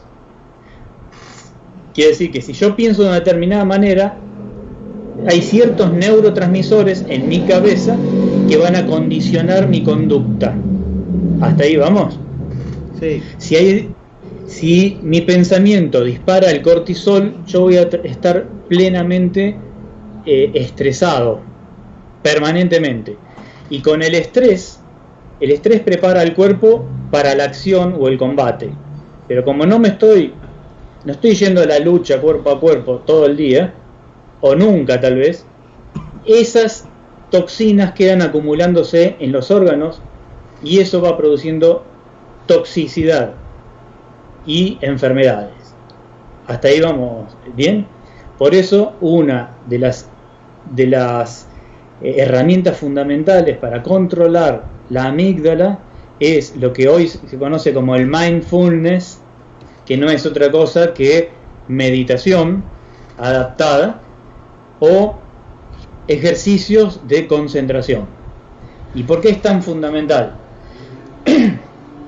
Porque nosotros si nosotros focalizamos o prestamos atención 100% a una cosa, estamos hiperestresados. Si estamos al 60%, el estrés comienza a bajar, ¿sí? Entonces, si nosotros sabemos gestionar los focos, aprenderemos a gestionar la energía que hay dentro de mí. Y eso es muy, muy importante en el deporte. Porque no hace falta que esté 100% en el foco. 100% está la persona que en el momento tiene el balón. 70% es la persona que está en la jugada con el que tiene el balón. 50% es aquel que no está en la jugada, pero está atento. Y 30% es aquel que está alejado de la cancha. O sea, que está en la cancha, pero alejado de la jugada. Si yo estoy alejado con el 100% del foco, se me gasta.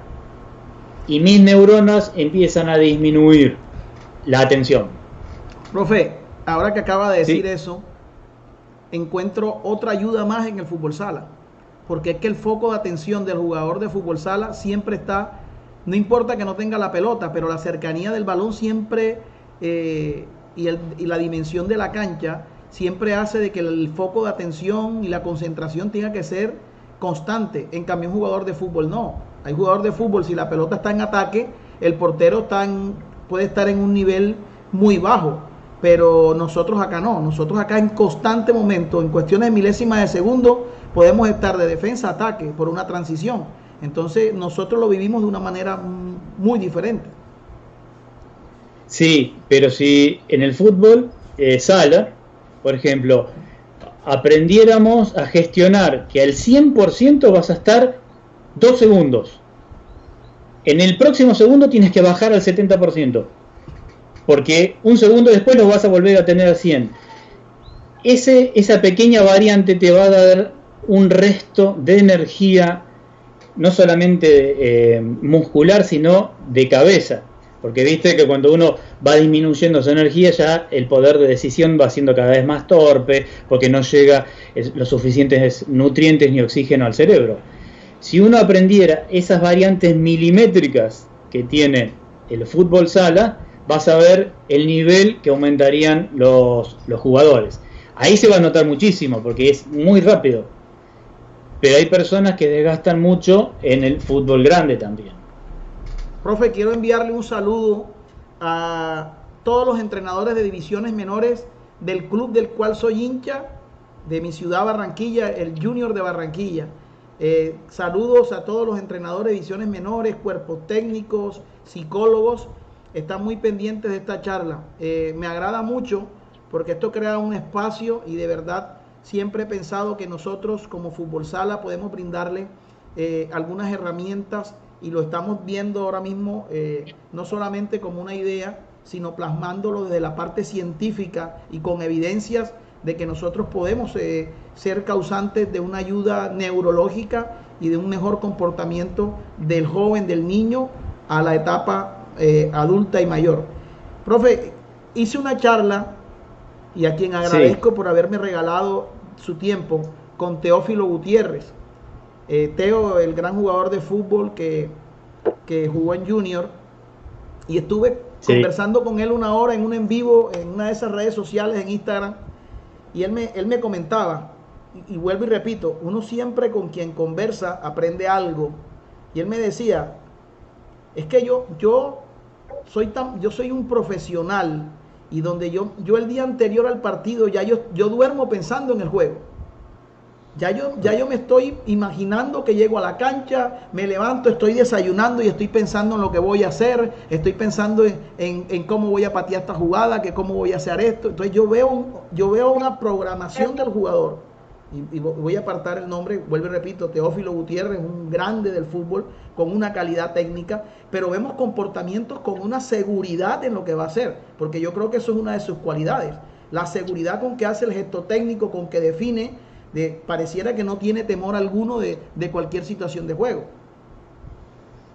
Sí, esto es una de las cosas que la neurociencia se dio cuenta, pero por experiencia, por estar midiendo el cerebro del jugador mientras eso sucede, que la imaginación previa a la ejecución de gestos aumentan en un 89% la efectividad.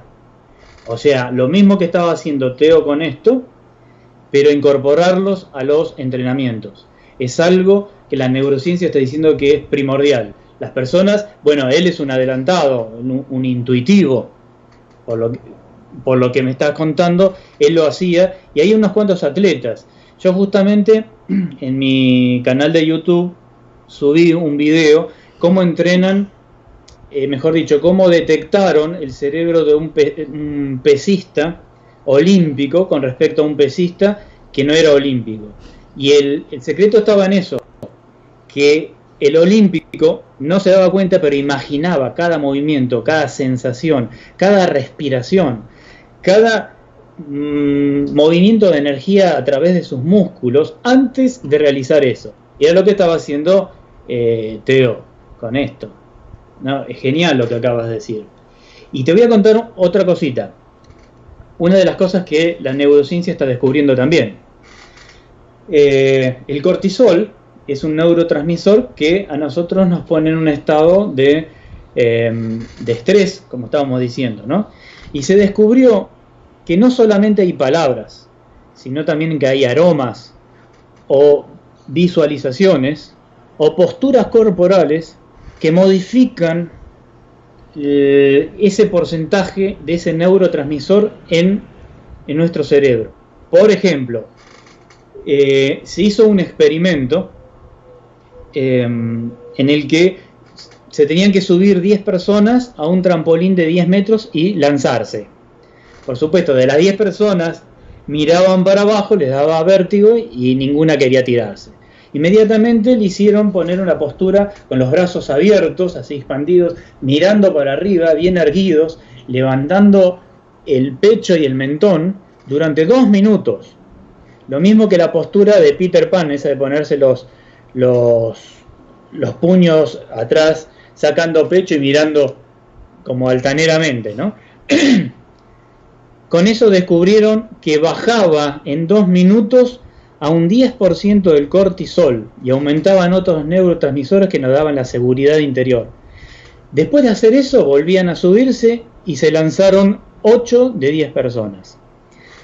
Con esto empezaron a verse que hay maneras de ejecutar una determinada cadencia de movimientos que te cambiaban el estado emocional y el estado de seguridad del jugador previo al partido. Hay un montón de esas cosas. Esos recursos los utiliza el neuroentrenador.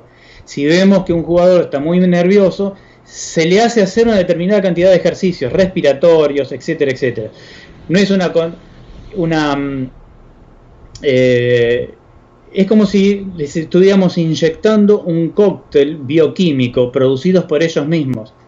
¿Me explico? Y acá viene otra de las cosas que descubre la neurociencia.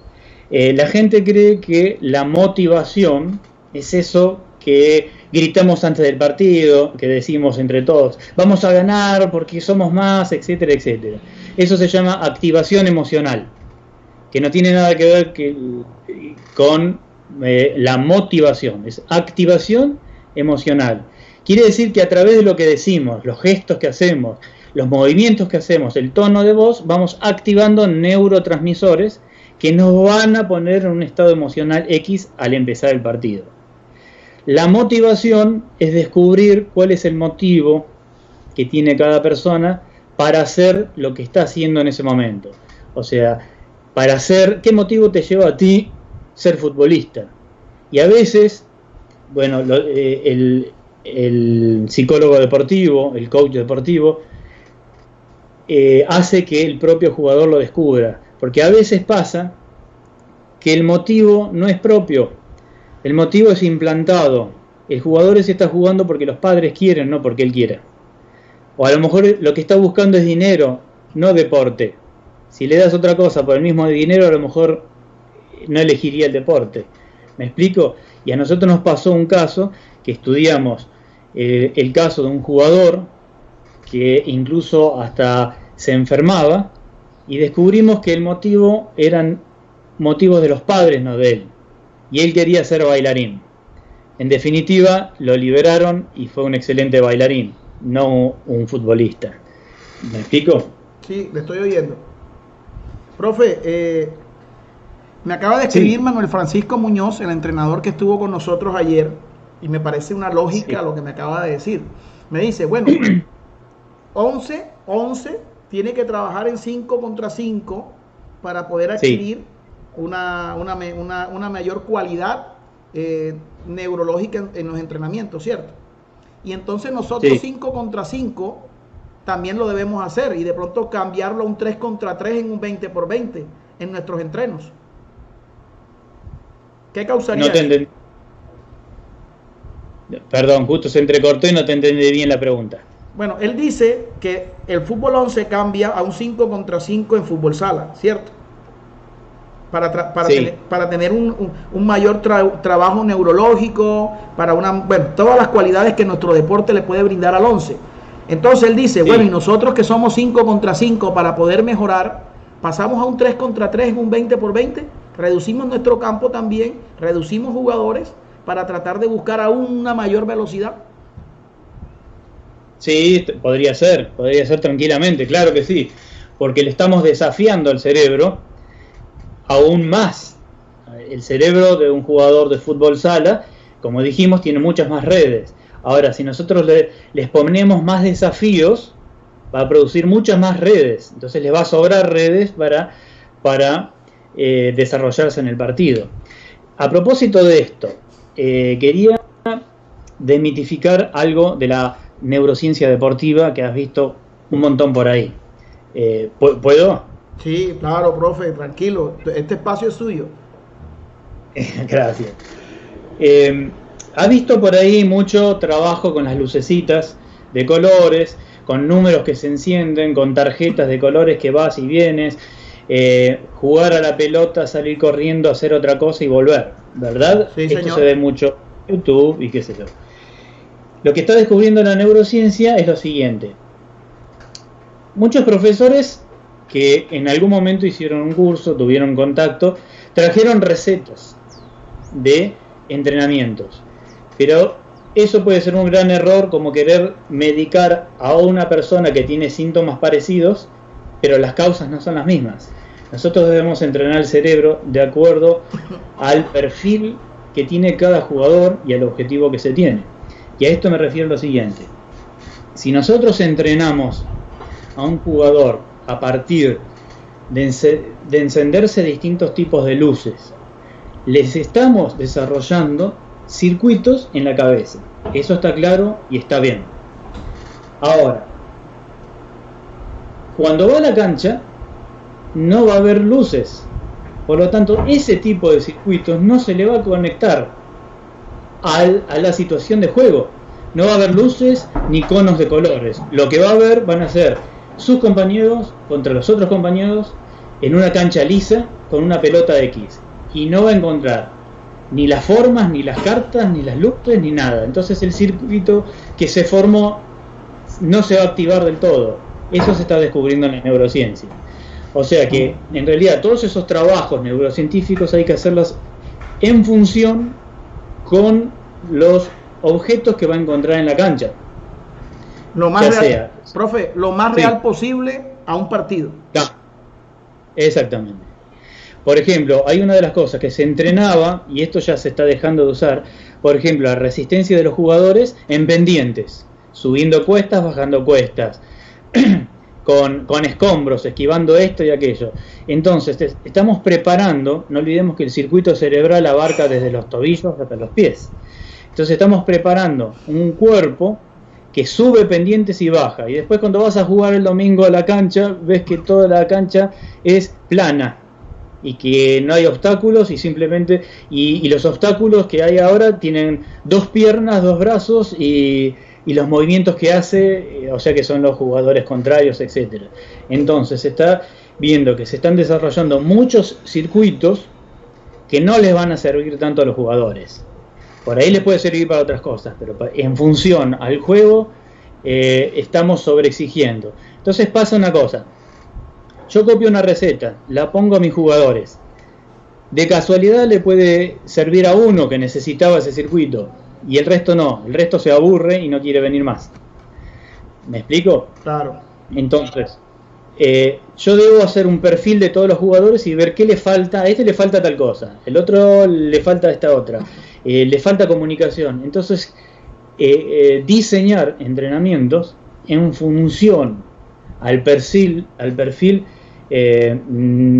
neurodeportivo de ese jugador, y ahí diseñar los entrenamientos.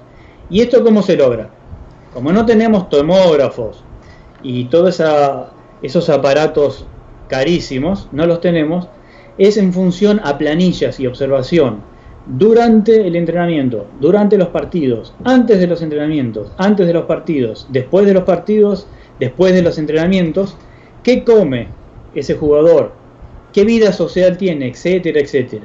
Y a través de esa planilla darnos cuenta cuál es el perfil que tiene formado, porque no olvidemos que el jugador es el resultado del perfil que tiene acá adentro formado, fuera de la cancha principalmente, en su entorno social, en su sistema glandular, la forma de comer, la forma de pensar, ese diálogo interior, etcétera, etcétera. ¿Me explico? Sí. Entonces, si yo me doy cuenta que el bajo rendimiento es algo psicológico, tengo que dar parte al psicólogo deportivo, como hemos dicho antes, ¿no? Y esa es la función del neuroentrenador. Profe, una pregunta de un gran amigo y un gran profesional del fútbol, el profesor Alexander Acosta, campeón de fútbol profesional colombiano, ha estado en Junior, ha estado en grandes clubes, ha estado en el exterior también, y me hace una pregunta, y obviamente para mí es un honor trasladársela a usted. Dice, nos dicen que la gran diferencia entre el fútbol en Europa y en España está en la rapidez y calidad por la toma de decisiones. ¿Cómo podemos mejorar significativamente este componente con respecto al colombiano, al nuestro? Mira, ahí la toma de decisiones tiene que ver con la neuroplasticidad que tenemos. La neuroplasticidad, como dijimos antes, es la creación de nuevos circuitos. La toma de decisiones hemos dicho que entre el estímulo y la acción hay 280 milisegundos. Justo en la mitad hay un margen chiquitito en la que nosotros podemos intervenir y decir no y tomar otra decisión. Es justo la mitad. Y ese margen lo podemos ir agrandando por medio de ciertos ejercicios. Entonces la toma de decisión para nosotros se vuelve más fácil, que es lo que tú decías, como tú veías los juegos, como que los ves en cámara lenta. Ahora, hay un ejercicio que es impresionante, no sé si lo habrán visto. Nosotros tomamos la secuencia como si fuera una cámara de fotos, una filmadora. Nosotros tenemos 24 imágenes por segundo, ¿no? La 25, la imagen número 25, el cerebro la llena, como que la une sola. O sea, podríamos no mirarlo y el cerebro lo llena, ¿sí? ¿Qué pasaría si yo, en vez de mostrarle 24 fotogramas, le muestro 10, el número 11 no se lo muestro, otros 10, el siguiente no se lo muestro? El cerebro va uniendo las partes que faltan. Esa es una capacidad que tiene el cerebro. Entonces se están entrenando con anteojos que te van... Hay unos anteojos electrónicos que por impulsos eléctricos te opacan la visión y te la aclaran. Y el ritmo se lo das por medio de un iPhone, etcétera. Eso es una manera. Entonces nos muestran imagen, imagen, imagen, imagen. Y el cerebro se empieza a acostumbrar a unirlas, ¿sí? Si entrenáramos con eso determinada cantidad de veces por semana, podríamos ver que el cerebro empieza a tomar ese trayecto de la toma de decisiones, comienza a agrandarse. Entonces quiere decir que yo puedo cortar inmediatamente una acción que parecía inevitable. ¿Me explico a dónde quiero ir? De ese tipo de ejercicios hay muchísimos, como por ejemplo poner pantallas. Si no tenemos, son anteojos muy caros, pero sí podríamos tener anteojos más, a ver, yo te voy a mostrar uno, por ejemplo, lo tengo por aquí. Por ejemplo, esto. Herramientas muy costosas, profe. Esas son costosas, pero esta no. Por ejemplo, ¿la ves? Sí. Que tienen agujeritos. Ah, ok. ¿Sí? Es de plástico, pero tienen agujeritos. A ver si se puede llegar a ver ahí. Sí. ¿Sí? Échala Bueno. eso, échala un poquito hacia atrás. Entonces él nada más va a ver por la mallita, como si tuviera una malla en los ojos. Exactamente. Entonces va a haber interrumpido las secuencias y tiene que ir uniéndolo al cerebro. Entonces esto va a hacer que cuando a mí se interponga un jugador en el medio, la pelota, yo pierda la trayectoria, mi cerebro sea capaz de unirlos y prever a dónde va a estar la pelota en un momento siguiente. Entonces nuestras acciones empiezan a tomar decisiones de yo estar por adelante de la jugada, entre otras. Hay un montón de estas cosas, profe, más caseras que se pueden hacer. Como esa lectura al revés, que el cerebro se encarga de ordenar todo, y parece increíble, cuando uno termina esa lectura dice, ¿cómo hice esto? Y se vuela palabras, pero el cerebro termina entendiendo todo y ordenándolo todo. Sí, tal cual. Hay muchísimos ejercicios, pero lo importante de esto es, podríamos ir a un libro donde esté lleno de ejercicios, pero ¿es ese ejercicio el que tenemos que utilizar para nuestros jugadores? Eso sí. Lo tiene que saber el neuroentrenador. Totalmente. Y un buen neuroentrenador es capaz de crear esos ejercicios y no ir a buscarlos. A eso es lo que apuntamos nosotros. Si sabes cómo funciona y a dónde quieres ir, lo tengo yo como entrenador, porque es que tenemos entrenadores y bueno, yo me meto en ese grupo porque no podemos desconocer que en algún momento nosotros arrancamos copiando, pero copiando sin saber para dónde íbamos, ¿cierto? Luego ya la experiencia te da para copiar, pero te da para analizar. Y bueno, ya el último peldaño del entrenador es cuando él no copia, sino que él crea y marca una identidad de lo que él quiere en su modelo. Y es lo que nosotros como entrenadores debemos entender. Y se lo hago saber a las personas que me escuchan en una charla, en qué punto de tu carrera estás, en cuál de los niveles estás copiando sin saber, estás copiando con una idea o ya estás creando tu propio modelo.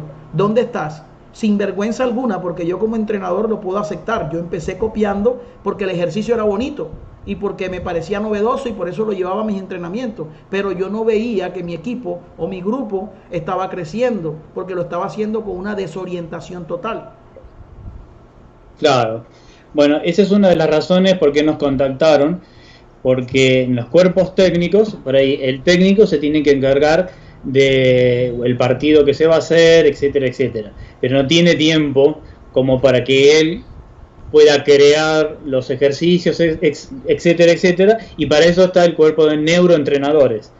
Entonces, que van analizando permanentemente a los jugadores y le dicen al técnico, aquel está en baja y sospechamos que es esto y esto. Entonces por ahí te los llevas o te llevas a 3 o 4 para ponerlos a nivel. Esa es la función del director neuroentrenador. Profe, sí. Una pregunta también que me hace una de las personas que está presente. Un consejo para los padres que quieren acelerar el proceso de los niños, que quieren volarse esos pasos, que quieren ya verlos debutar en primera cuando apenas están empezando. ¿Qué consejo le podemos dar desde la parte del neuroentrenamiento? Bueno, está bueno. Ayer también me hacían esta misma pregunta. El gran problema del crecimiento de un niño es un padre que no está informado, un padre ignorante. Entonces, creo que antes de eso, lo que hace un neuroentrenador o un coach deportivo es informarle no solamente al cuerpo técnico, sino que a los directivos de todo esto, que la conciencia del club, de la institución, tiene que estar basada en el respeto del crecimiento biológico de todos los seres humanos que están ahí, en este caso niños. Y entonces inmediatamente poner un plan de comunicación de capacitaciones, de charlas con los padres, para que los padres, si los padres saben exactamente que le están haciendo mal a un niño, no creo que ninguno quiera ir destruyéndole el crecimiento a su hijo, su propio hijo, ¿verdad? Entonces, todo lo que hace un padre mal es por ignorancia, no por maldad. Generalmente hablamos, ¿no? Hay casos patológicos que sí, pero se debe permanentemente dar charlas a los padres para que ellos sepan también en su casa quién es ese ser que está creciendo y cómo se va desarrollando su cerebro, que no le exijan cosas en sus casas como quieren que les exijan en el deporte. ¿Me explico?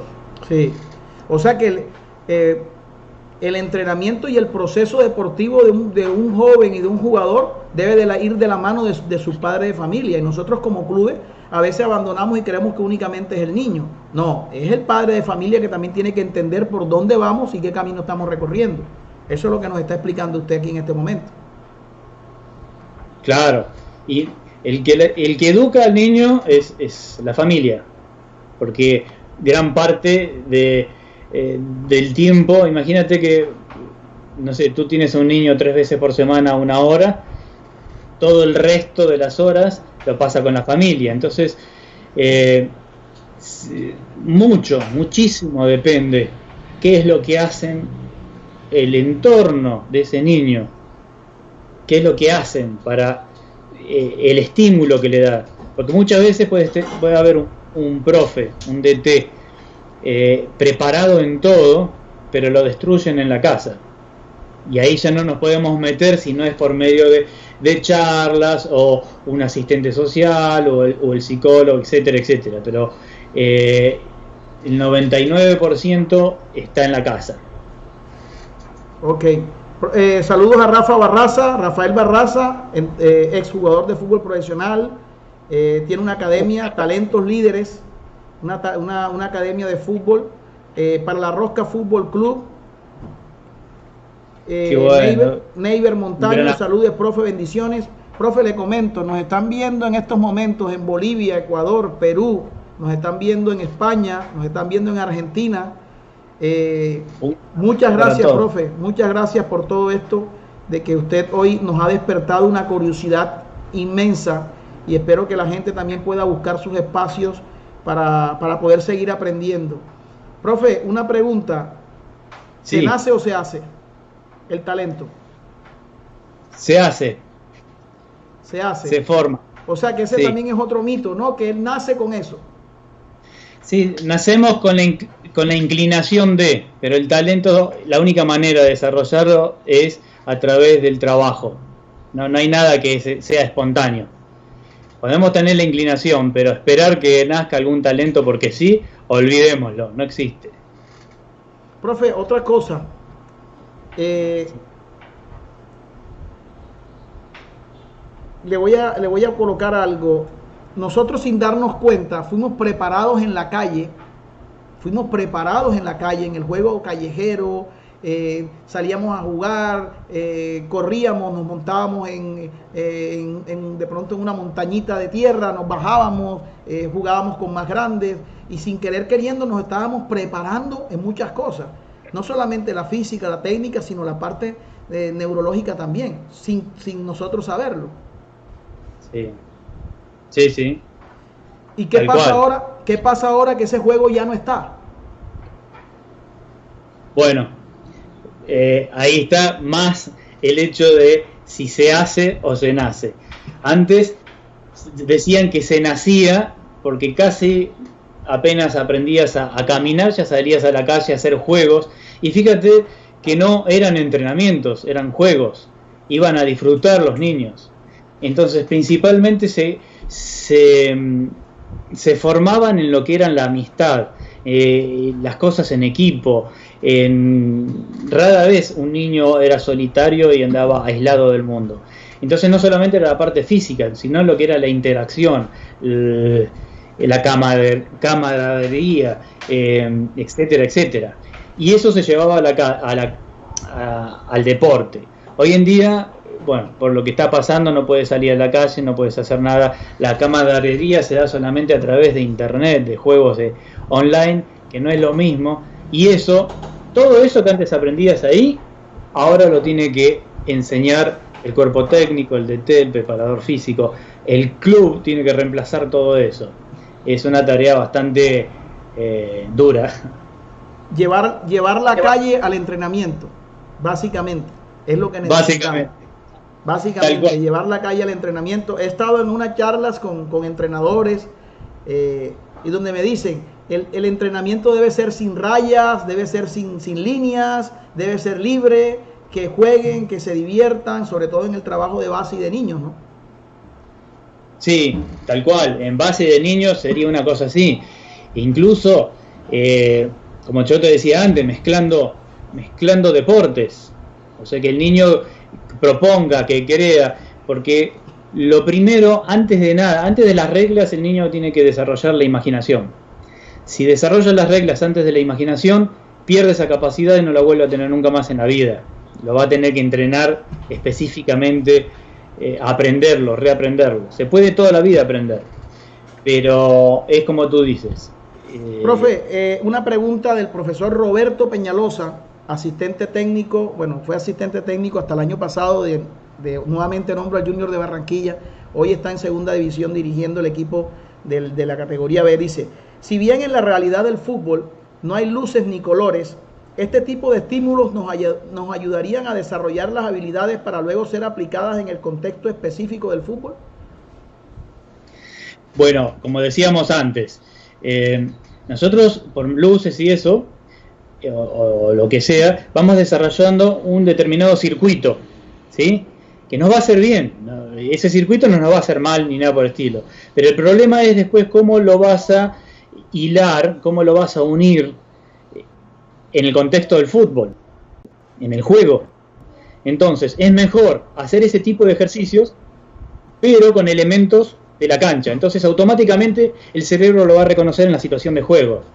¿Me explico lo que quiero decir?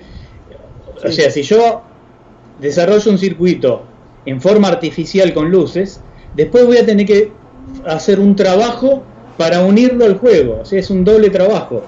Directamente diseñemos el mismo ejercicio, que en vez de con luces sea con personas, o con personas con remeras de distintos colores, o con 2 o 3 pelotas, etcétera, etcétera, que el cerebro solo lo va a incorporar, y ya estamos ahorrando un paso.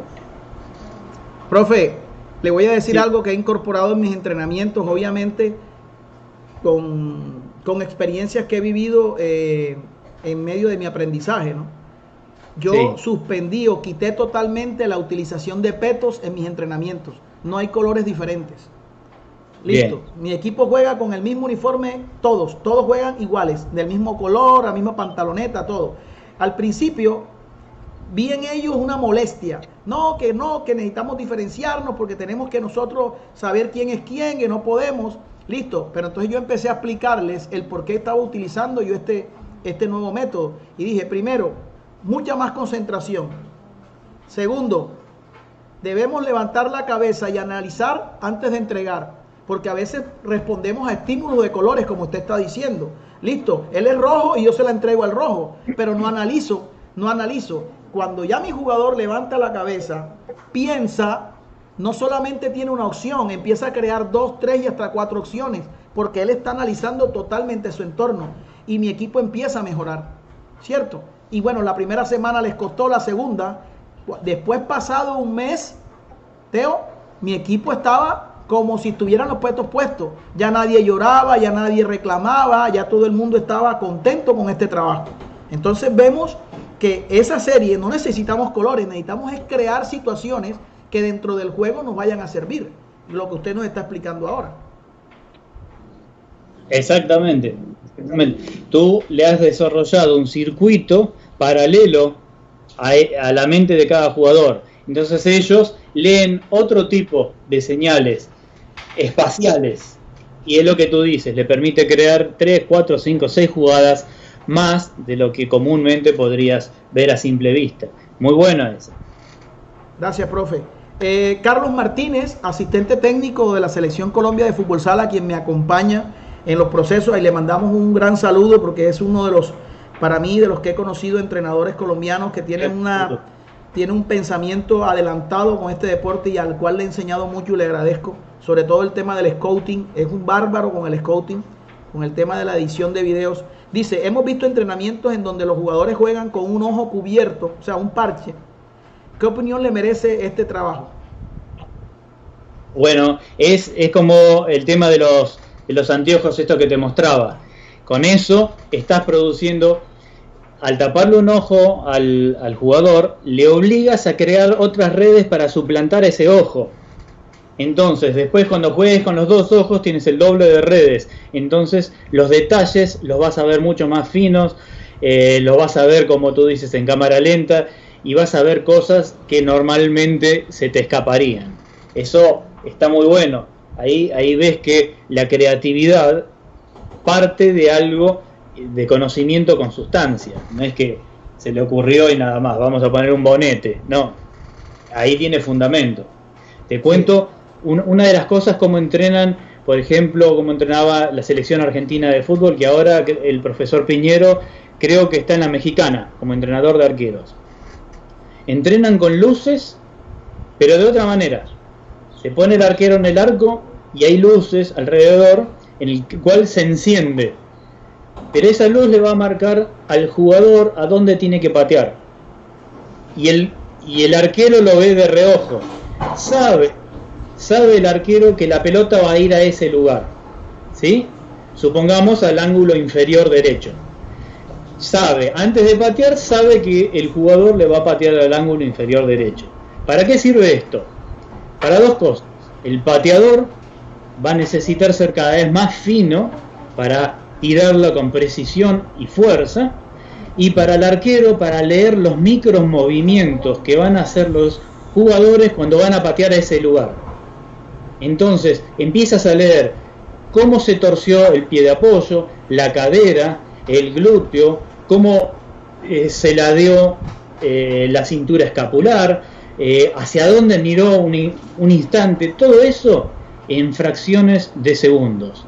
Para eso sirve anticiparle al arquero dónde va a patear el otro. Entonces después en un partido va a identificar esas microseñales y le va a adivinar hacia dónde va a tirar.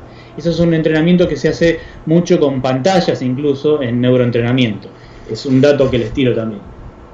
Bueno, profe, muchas gracias. Parece mentira, parece que fuesen 10 minutos lo que hemos hablado y ya vamos a llegar a las 2 horas. Hemos abusado de usted, de verdad, pero no, para nada.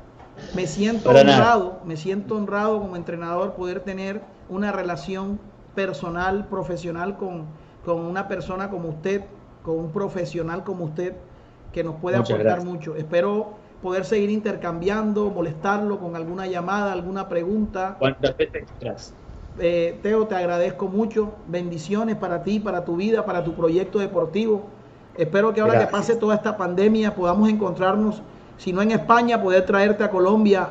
Me gustaría tenerte en Barranquilla para que nos pudieras durante algunos días poder enseñar un poco más de todo lo que usted ha vivido y ha practicado en su momento profesional, porque es un tipo muy formado, licenciado en educación física, especialista en el neuroentrenamiento, trabajado con equipos profesionales. Mejor dicho, Teo, tienes una barbaridad de conocimiento ahí guardado que queremos y creemos que es necesario que nuestros entrenadores lo tengan en cuenta en el momento de trabajar con sus diferentes equipos.